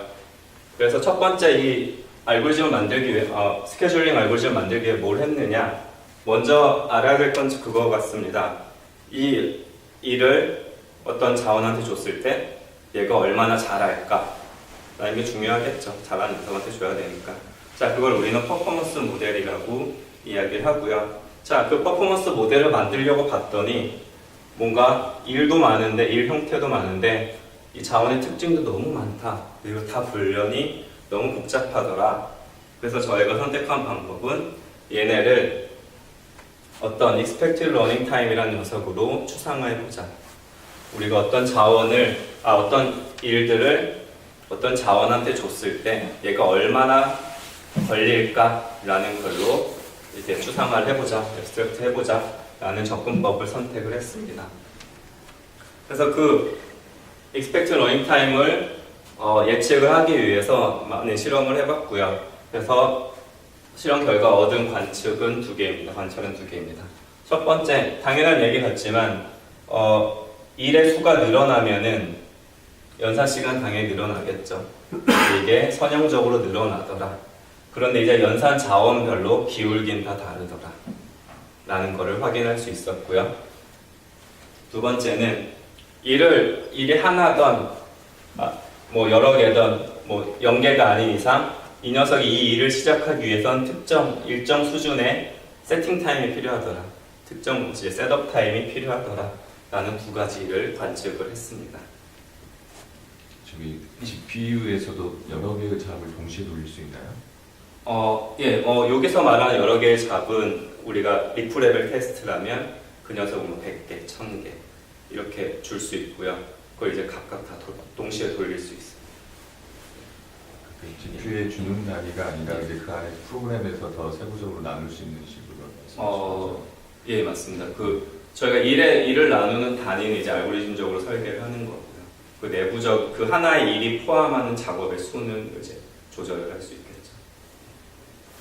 그래서 이거는 그 하나의 그 작업의 안에 포함된 이제 데이터의 수, 작업의 수라고 생각하시면 될 것 같습니다. 그래서 쉽게 생각하시려면 이제 프리미티브 레벨 테스트를 몇 개 줬느냐 라고 이해를 하시면 쉽게 될 것 같습니다. 그래서 이 2가지의 관찰 그리고 하나 더 우리가 여러 개의 자원을 쓰기 때문에 얘들 사이에 데이터를 주고받는 시간이 굉장히 중요하겠죠. 현재 그 작업을 누가 하고 있었고 관련 정보를 누가 가지고 있느냐 중요해서 이들 사이의 시간도 저희는 보기로 했습니다. 그리고 이들 사이의 전송 시간도 결국은 데이터가 보내야 되는 개수가 많아지면 선형적으로 증가하더라 라는 것을 관찰할 수 있었고요. 그래서 이 녀석들을 다 묶으면은 이런 수식으로 표현이 됩니다. 복잡해 보이는데 뭐 아까 말했던 일을 시작하기 위한 셋업 타임, 그 다음에 일의 개수에 따라서 걸리는 처리 타임, 그리고 그 일을 처리하기 위해서 데이터를 가져오는 시간, 이 세 가지 요소로 이렇게 수식으로 표현이 되게 되고요. 자, 이렇게 그래서 첫 번째 했던 작업은 Expected Knowing Time이라는 어떤 수식을 만들어냈습니다. 어떤 퍼포먼스 모델을 만들어냈습니다. 자, 그 다음에 이 퍼포먼스 모델이 이제 있으니 얘를 가지고 일을 잘 나누어 보자라는 게 옵티미제이션 포뮬레이션이고요. 이게 실제 알고리즘이고요. 그래서 얘도 뭐 복잡해 보일 수 있지만 간단히 설명드리면 다음과 같습니다. 우리의 목적은 얘네가 일을 하고 있는데 마지막 녀석이 끝나는 이 시간을 최소화시키는 겁니다. 이게 이제 전체 이 프로그램의 러닝 타임이겠죠. 우리는 이걸 make span이라는 이름으로 붙였고요. 얘를 최소화하는 걸 목적으로 가지고, 근데 얘를 최소화하기 위한 조건들, 지켜야 될 조건들을 밑에다 적어줬습니다. 그래서 뭐냐, 이 첫 번째 어떤 자원 A가 현재 하고 있는 일을 끝낼 때까지 걸린 시간, 그리고 새로 받은 일을 끝낼 때까지 걸린 시간을 더한 시간, 즉 어떤 자원 A가 연산할 때 소요하는 시간이 이 L보다는 작아야 된다 라는 조건을 붙여줬고요. 두 번째, 그리고 우리가 일을 나누어 줄 때 빠지거나 중복되는 게 없어야 된다라는 조건입니다. 두 번째 조건을 붙여줬고, 세 번째, 우리가 일을 나누어 줄 때 그 일을 쪼갤 수 없다. 우리가 이거는 최소한의 단위이기 때문에 쪼갤 수 없다라는 조건을 만들어서 이렇게 어떤 리니어 프로그래밍이라는 형태의 옵티미제이션 프로그램으로 저희가 정의를 했습니다. 최적화 프로그램, 복잡해 보이는데 이런 조건들을 만들어 놓고 답을 찾도록 하는 문제로 바꾸어 냈고요. 자, 그래서 얘를 잘 풀면은 얘가 나옵니다. 일을 어떤 자원한테 몇 개 줄지라는 이 결과가 나오게 되고, 저게 이 조건을 만족시키는 make span을 최소로 만드는 일의 분배의 결과가 나오게 됩니다. 이게 저의 이제 스케줄링 알고리즘이 된 거고요. 근데 뭐 해놓고 봤더니 이게 되게 어려운 문제더라고요. MP의 하드 프로그램이었고, 그래서 얘를 좀 쉽게 풀기 위한 완벽하진 않지만 거의 최적의 답을 찾을 수 있도록 뭐 여러 가지 작업을 했습니다. 얘도 좀 복잡해서 논문을 한번 보시면 될 것 같아요. 뭐 조건을 좀 완화하고 좀 그리디한 방법으로 처음에 접근을 하는 이런 알고리즘들이 들어가 있는데, 이것도 논문 한번 보시면은 이런 식으로 하니까 좀 이 문제가 풀리더라라는 걸 보실 수 있습니다. 그래서 이렇게 최적화 문제를 푸는 저희의 스케줄링 문제를 최적화 문제로 바꾸어서 문제를 해결했고, 최적의 일 분배 방법을 찾아내는 방법으로 만들어냈고요. 이것도 마찬가지로 실험을 좀 해봤습니다. 여기서는 이제 컬리전 딕션뿐만 아니라 다른 종류의 모션 플래닝이라던가 아니면은 레이트레이싱 기반의 글로벌 일루미네이션에 적용을 해봤고요. 이걸 적용할 수 있었던 기본적인 이유는 얘네도 내부적으로 하이러키 트래버설과 프리미티브 레벨 테스트, 각각은 내부적으로 좀 다를 수 있지만 그 두 가지 형태의 타입을 가진다는 측면에서 여기 적용을 할 수 있었고요. 그래서 결과를 보시면 첫 번째 충돌 탐지에 대한 결과인데요.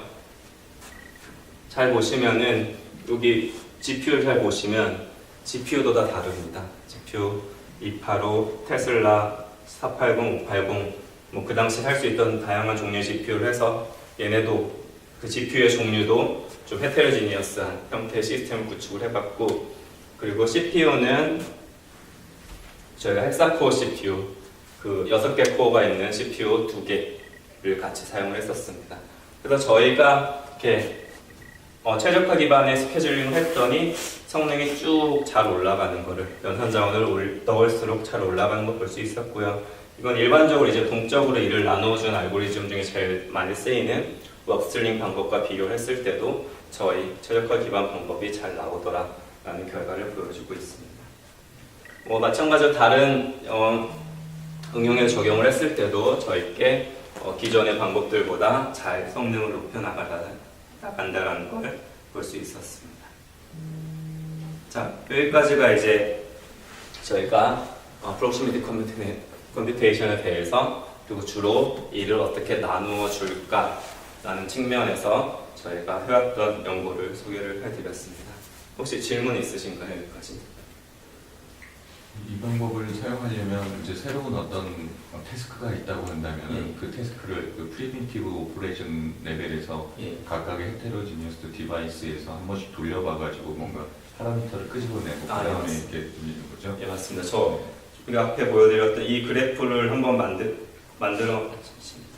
이걸 만들어낸 다음에 이 기울기 값하고 저기 셋업 타임을 넣어주면 이제 저 공식이 완성되는 형태라고 보시면 돼요. 일단 테스트는 필요하고 대신에 이제 한번 해놓으면은 그걸 가지고 사용하시면 돼요.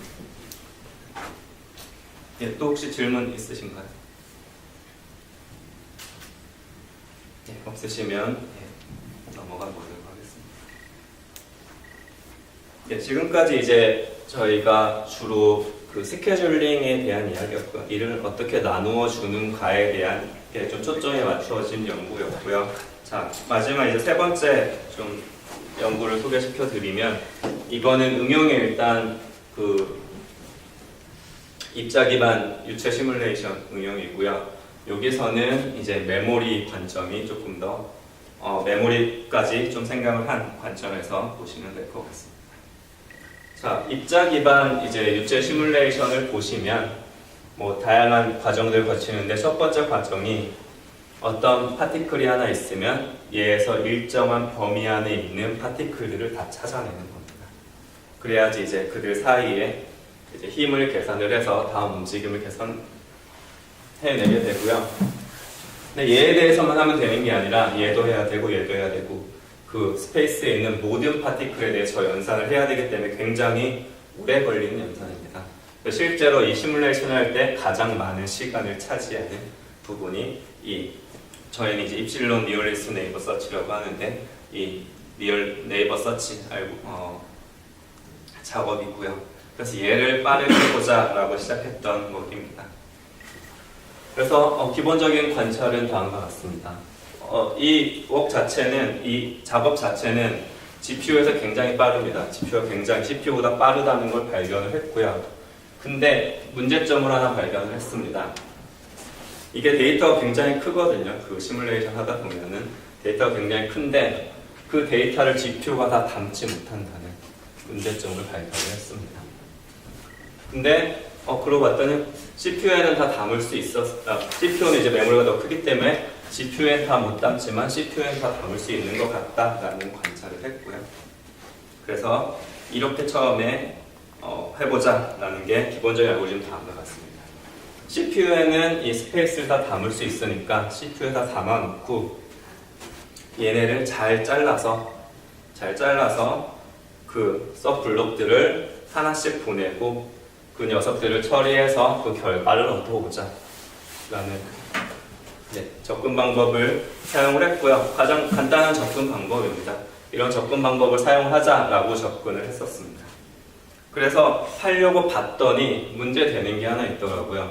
자, 얘네를 보내는 거는 좋습니다. 이 잘라서 보내는 것까지는 좋은데 얘는 보낼 수 있는데 이 가장자리에 있는 녀석들의 이웃을 찾으려고 봤더니 얘도 필요하고 얘도 필요하고 얘도 필요합니다.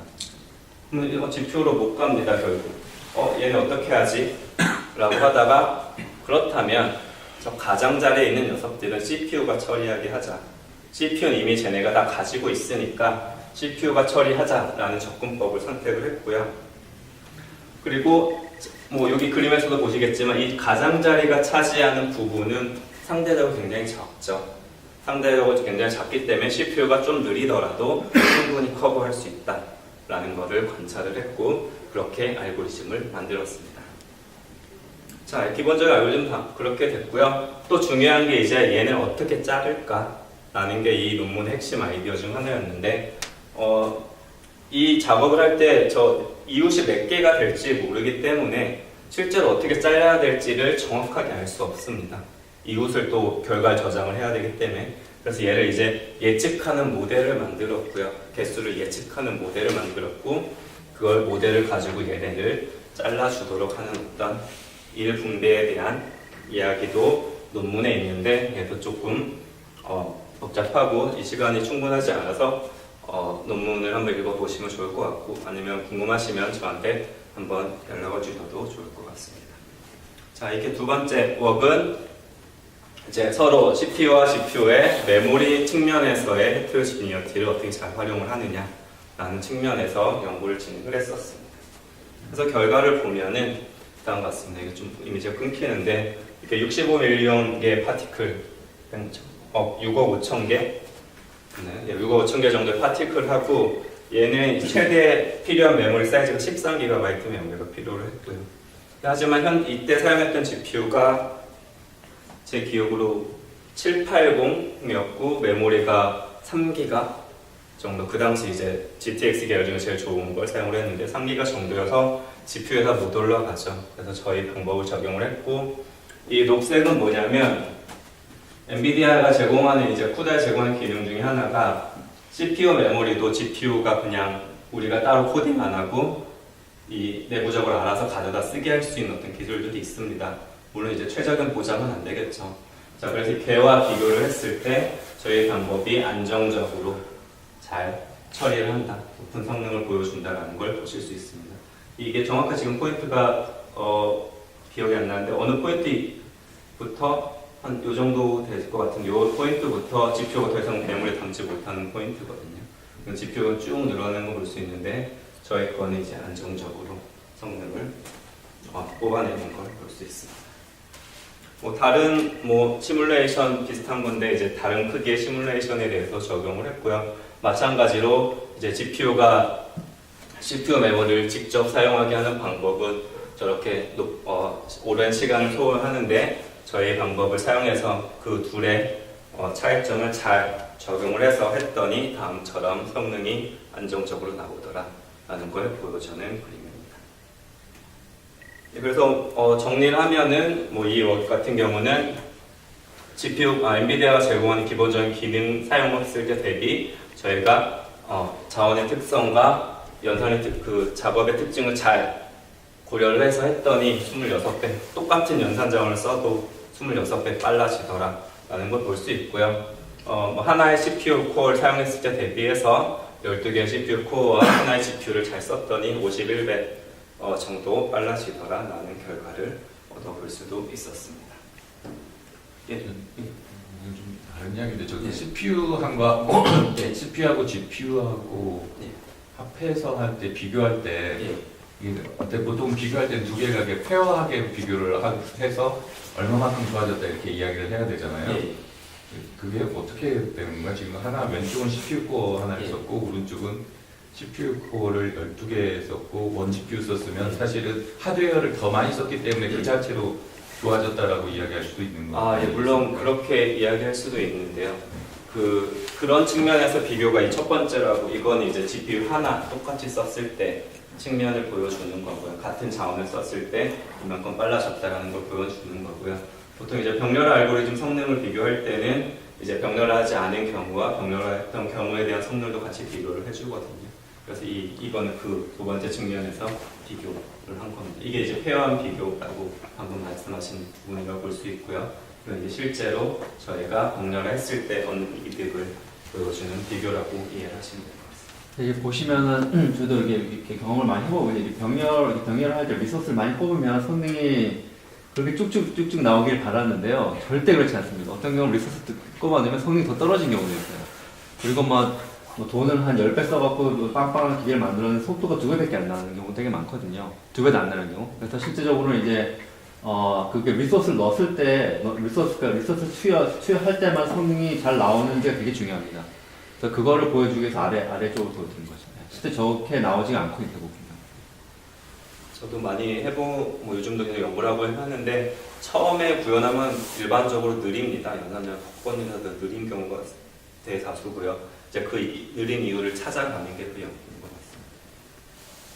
예, 또 혹시 질문 있으신가요? 이제 마지막 연구 제가 준비한 건 마지막입니다. 그 GPU에서 쓸 수 있는 메모리를 얼마라고 해서 쪼갤 거 아니에요?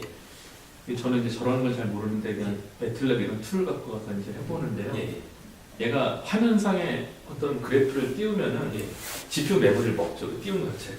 아, 예. 그것도 굉장히 중요한데 그러니까 띄우면은 그 메모리가 줄면서 그냥 먹통이 되는 상황 같은 게 바로 발생하더라고요. 아, 예. 그런 경우는 있어요. 그것까지 고려를 근데 이제 얘가 띄울 때 얼마나 먹을지 알 수가 없으니까 그게 좀 어렵던데 그런 것도 그래서 저희 같은 경우는 어떻게 했냐면 이게 꼭 화면과 또 별개로 이게 저희가 데이터가 담고 있는 영역이 있을 거고요.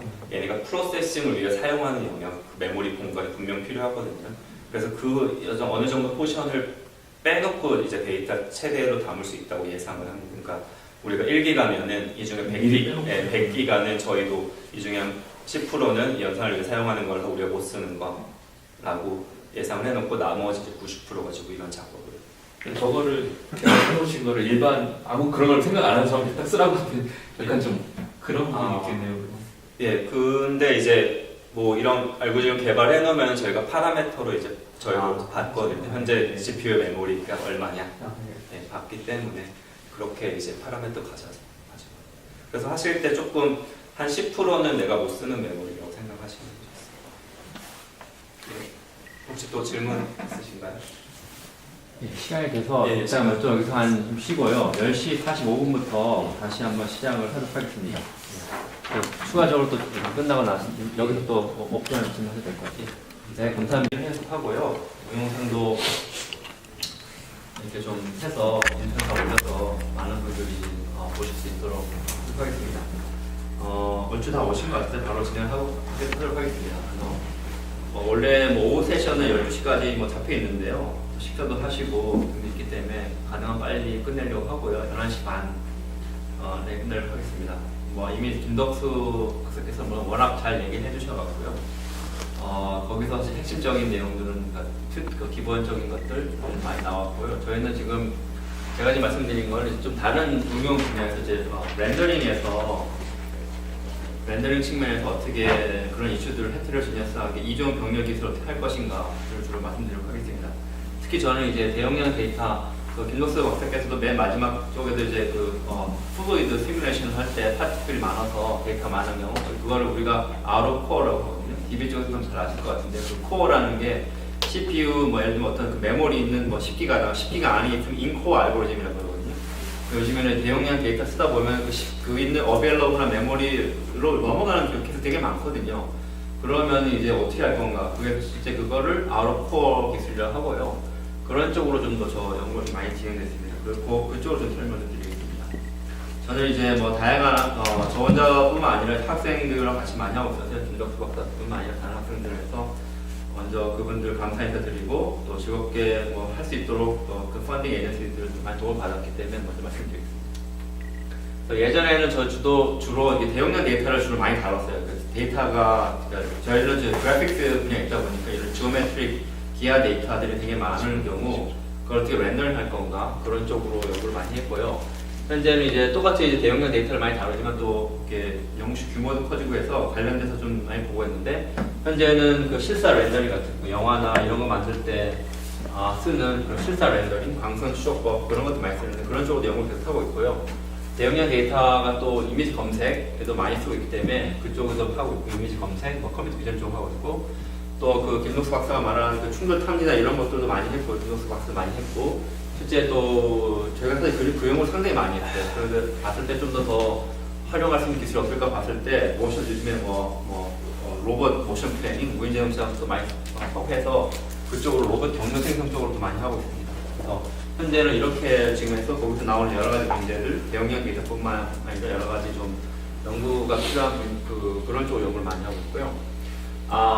실제적으로 이제 그렇게 성능이 실시간으로 돼야 되는 경우가 많이 있는데 이미지나 로봇 같은 거, 렌더링도 실시간 돼야 되는 게임 같은 거 실시간 돼야 되는데 현재는 안 되고 있죠. 그래서 그 갭을 메꾸기 위한 방식들을 많이 공부하고 연구하고 있는데요. 그 중에 가장 쉬운 게 쉽다 생각할 수 있는 게 우리가 아키텍처죠. 아키텍처는 인텔, 엔비디아에서 계속 잘 만들어주고 있으니 무어의 법칙에 따라서 성능 개선이 되고 있으니까 그거를 한번 언제 가자 그거를 따라가려면은 당연히 이제 패러렐 코어를 최대한 활용하자가 하나가 되겠죠. 쉽게 이제 아키텍처가 발전되고 있으니 그걸 활용하자는 측면에서 이중 병렬 기술을 하고 있는 거고요. 근데 이게 말은 쉽지만 생각은 되게 쉽지만 이게 점점 복잡해지고 있기 때문에 그것조차도 좀 어려워지고 있는 상황이라서, 그리고 또 실제적으로 그게 또 하드웨어가 계속 저희뿐만 아니라 다양한 모든 전선 관련된 것 많은 분들이 그걸 많이 활용하려고 하니까 그쪽으로 또 연구를 많이 진행하고 있습니다. 그래서 윈도우스 박사께서 다양하게 이제 proximity curve 같은 충돌 탐지라든가 그런 쪽으로 해서 어떻게 할 것인가 그런 얘기를 했고요. 기본 툴은 제가 탈 때는 이제 처음에는 잘 모르니까 저희가 이제 그 매뉴얼하게 어사인하는 거예요. CPU, GPU가 있는데 그것들을 어떻게 CPU, GPU가 있는데 우리 연산이 어떻게 하면 그걸 매핑 어떻게 할 건가 잘 몰라갖고 일단은 매뉴얼을 했는데요. 그 당시 이제 김덕수 박사가 한 연구인데 그 퍼스널 그래픽스라는 거에 제출했는데 그게 아마 최고 논문상을 받았고, 김덕수 박사 얘기 안 하는데 저는 얘기를 해드릴게요. 그 두 번째 논문도 그때 TBCG 그래픽스 분야 비주얼라이징 가장 좋은 저널인데요. 거기서 냈는데 거기서 스팟라이트 페이퍼로 선정이 돼서 그렇게 됐습니다. 그래서 김덕수 박사가 한 거고요. 저는 이제 렌더링 쪽으로 말씀드릴 건데요. 그 김덕수 박사가 얘기한 그 백그라운드를 기반해서 이제 가는 연구가 되겠습니다. 실제적으로 제가 말씀드리고 싶은 건 이제 렌더링 쪽에서 저희가 처음으로 한 건, 렌더링 쪽에서 이제 헤테로지니어스 컴퓨팅을 어떻게 할 수 있을 건가를 한 것이 될 거고요. 이거 관련된 코드 지금 어베일러블 하고 있습니다.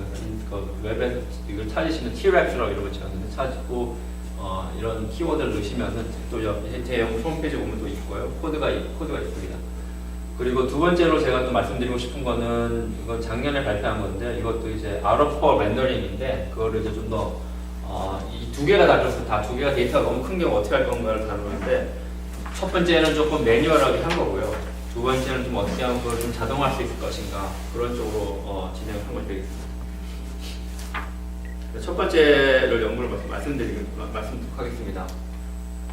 실제 렌더링은 또 다른데요. 아까 말씀드린 좀 다른데 실제로 안에 있는 것도 보시면 또 이 충돌 탐지나 이런 것도 많이 관련이 되는데요. 실제 여기서 우리가 이런 환경이 있고요. 빛도 여기 있고 사용자가 여기서 이제 이미지에서 어떤 한 픽셀의 컬러를 구하려고 하는 거죠. 그럼 실제 렌더링은 그 실사 렌더링 하기 위해서 특정 방정식이 있어요. 방정식이 있는데 여기서 제가 말씀 다 드릴 건 아닌데요.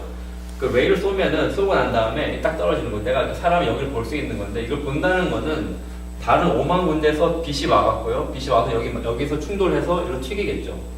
그거를 계산해야 되는 거니까 다른 의미로 빛을 여기서 웨이를 쏘고 여기서 일단 만나는 찾아야 되겠죠. 그래서 일종의 충돌 탐지를 하는 거죠. 웨이랑 주변 간에. 그러니까 주변을 환경을 표현하는 건 일반적으로 삼각형이기 때문에 그 삼각형과 이 웨이의 충돌 탐지 문제를 비교되고요. 이게 여기서 만나면 또 실제로 다양한 데서 오기 때문에 그걸 하기 위해서 반대로 그걸 추적하기 위해서 다양한 공간으로 그 웨이를 또 쏘게 됩니다.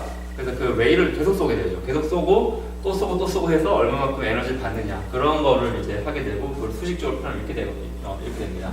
다르게 정리하면 실사 렌더링을 하려면은 웨이를 많이 쏘고 삼각형과 그 웨이 간의 충돌 탐지를 무수히 많이 해야 되는 거죠. 그래서 단위 시간당 1초당 몇 개의 웨이를 프로세스할 수 있느냐가 상당히 중요한 어떤 성능 측정의 성능을 알 수 있는 어떤 측정 지표가 되겠습니다. 상당한 계산량이 많고요. 그래서 실제적으로 이제 이 실사 렌더링 같은 걸 이제 게임 쪽에서 워낙 중요한 문제가 되기 때문에 여기 게임 하신 분도 있고 안 하신 분 계시겠지만 게임에 그래서 이제 그 몰입도를 높이기 위해서는 실사 렌더링 하는 거 되게 중요하고요. 그래서 인터랙티브한 렌더링 저렇게 웨이를 많이 쓰면서 어떻게 하면 실사 렌더링 빠르게 처리할 수 있을까 연구를 많이 되어 있는데 일반적으로 GPU를 많이 쓰게 되고요. GPU도 이쪽으로 있지만 이 GPU가 이게 제약이 많기 때문에 그 메모리 문제도 있고 여러 가지 있기 때문에 또 아까 김덕수 박사 말씀한 것처럼 이게 CPU처럼 자유롭게 쓸 수 있는 것이 아니기 여러 가지 제약이 많거든요. 그 제약 조건 하에서 실시간 돌아갈 수 있는 걸 만들기 상당히 어려운데요. 그런 연구가 많이 있습니다. 그래서 저희도 그런 걸 좀 활용해서 연구를 하려고 했고요.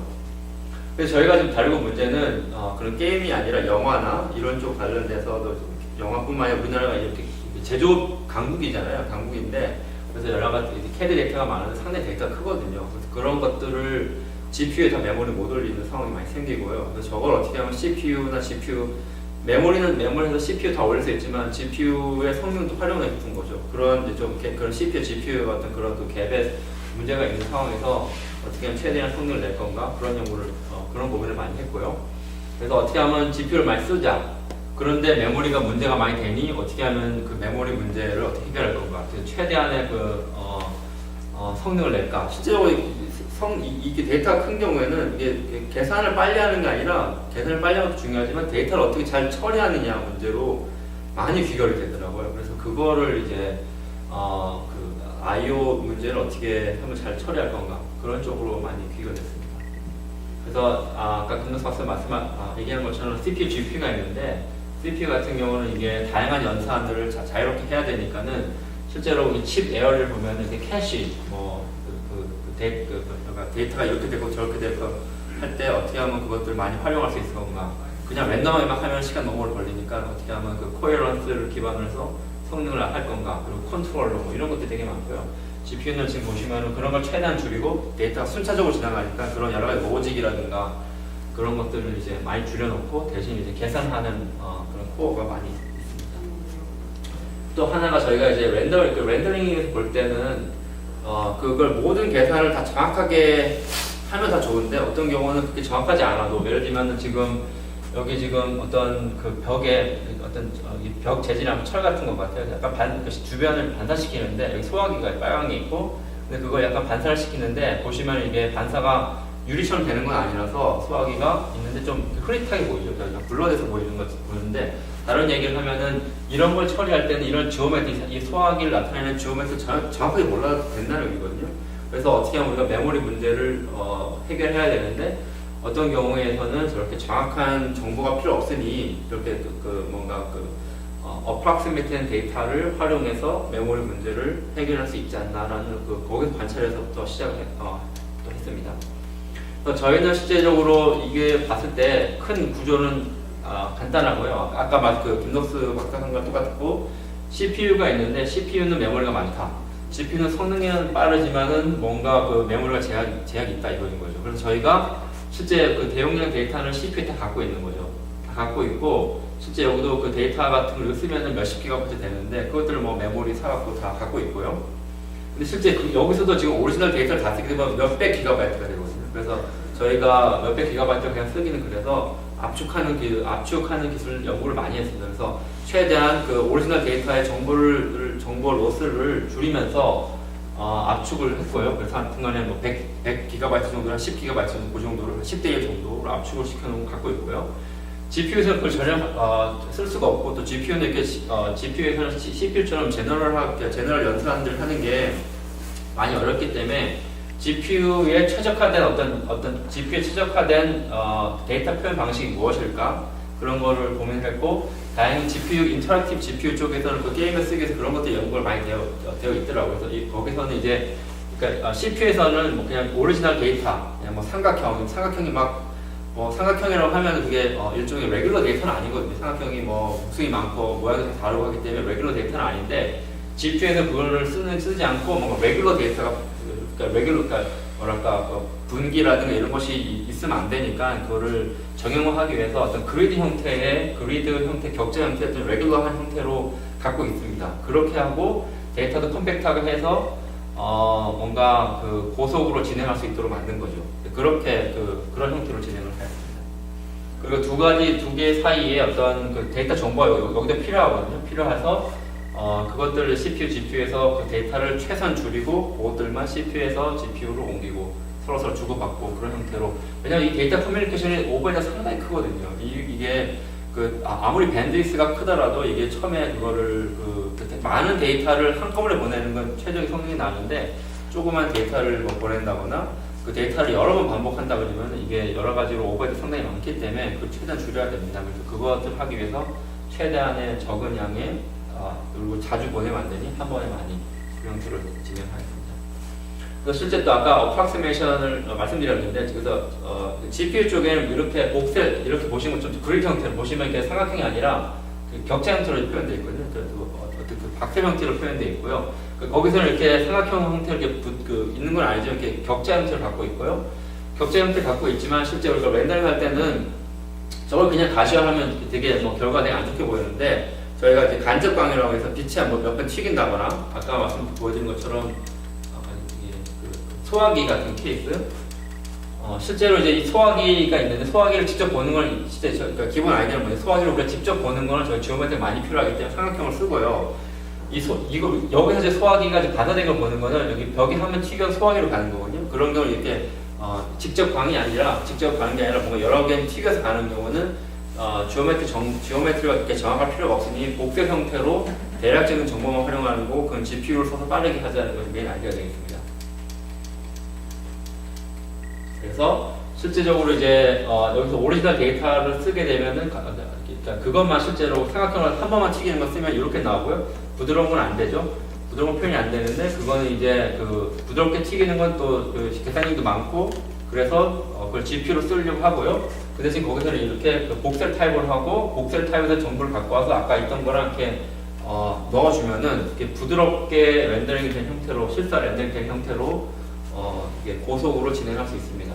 그래서 제가 여기 관련돼서 뭐 렌더링 관련된 테크닉들이 되게 많이 있는데 시간 관계상 그거는 좀 많이 간략하게 말씀드리고 데이터를 그러니까 CPU, GPU가 다르기 때문에 메모리 특성도 다르기 때문에 저희가 이 CPU에 있는 데이터, 오리지널 데이터를 GPU로 보내서 아까 이제 김덕수 박사는 어떻게 보면 그 CPU에 있는 데이터를 GPU로 보낸다는 그런 형태로 연구를 진행했는데 여기서는 그것조차도 오버헤드가 너무 많이 걸리니 여기는 아예 이 GPU 쪽에서는 다른 형태로 아예 만든 거죠. 다른 형태로 만들어서 계산을 조금 계산의 정확도를 떨어뜨리지만 그것이 사람으로 하여금 크게 문제가 되지 않는 형태가 돼서 그게 또 렌더링이 되게 가능하니 그렇게 진행을 한 거고요. 실제로 어떤 응용 분야에 따라서는 절대 그렇게 해석하고요. 응용상도 이렇게 좀 해서 인터넷에 올려서 많은 분들이 보실 수 있도록 하겠습니다. 얼추 다 오신 것 같아요. 바로 진행하도록 하겠습니다. 원래 뭐 오후 세션은 12시까지 뭐 잡혀 있는데요. 식사도 하시고 있기 때문에 가능한 빨리 끝내려고 하고요. 11시 반에 끝내려고 하겠습니다. 뭐 이미 김덕수 박사께서 워낙 잘 얘기를 해주셔가지고요. 거기서 핵심적인 내용들은 그 기본적인 것들 많이 나왔고요. 저희는 지금 제가 지금 말씀드린 거는 좀 다른 응용 분야에서 이제 렌더링 측면에서 어떻게 그런 이슈들을 헤테로지니어스하게 이종 병렬 기술을 어떻게 할 것인가를 주로 말씀드리도록 하겠습니다. 특히 저는 이제 대용량 데이터, 김덕수 박사께서도 맨 마지막 쪽에도 이제 플루이드 시뮬레이션을 할 때 파티클이 많아서 데이터 많은 경우 그거를 우리가 아웃 오브 코어라고 하거든요. DB 쪽에서는 잘 아실 것 같은데 그 코어라는 게 CPU 뭐 예를 들면 어떤 그 메모리 있는 뭐 10기가 안에 있으면 인코어 알고리즘이라고 하거든요. 요즘에는 대용량 데이터 쓰다 보면 그 있는 어베일러블한 메모리로 넘어가는 케이스 되게 많거든요. 그러면 이제 어떻게 할 건가? 그게 실제 그거를 아웃 오브 코어 기술이라고 하고요. 그런 쪽으로 좀 더 저 연구가 많이 진행됐습니다. 그리고 그쪽으로 좀 설명을 드리겠습니다. 저는 이제 뭐 다양한 저 혼자뿐만 아니라 학생들이랑 같이 많이 하고 있어서 김덕수 박사뿐만 아니라 다른 학생들에서 먼저 그분들 감사 인사드리고 또 즐겁게 뭐 할 수 있도록 또 그 펀딩 에이전시들 많이 도움을 받았기 때문에 먼저 말씀드리겠습니다. 예전에는 저 주로 이게 대용량 데이터를 주로 많이 다뤘어요. 그래서 데이터가 그러니까 저희는 이제 그래픽스 분야에 있다 보니까 이런 지오메트릭 기하 데이터들이 되게 많은 경우 그걸 어떻게 렌더링 할 건가 그런 쪽으로 연구를 많이 했고요. 현재는 이제 똑같이 이제 대용량 데이터를 많이 다루지만 또 이렇게 연구실 규모도 커지고 해서 관련돼서 좀 많이 보고 있는데 현재는 그 실사 렌더링 같은 거 영화나 이런 거 만들 때 쓰는 그런 실사 렌더링, 광선 추적법 그런 것도 많이 쓰는데 그런 쪽으로 연구를 계속 하고 있고요.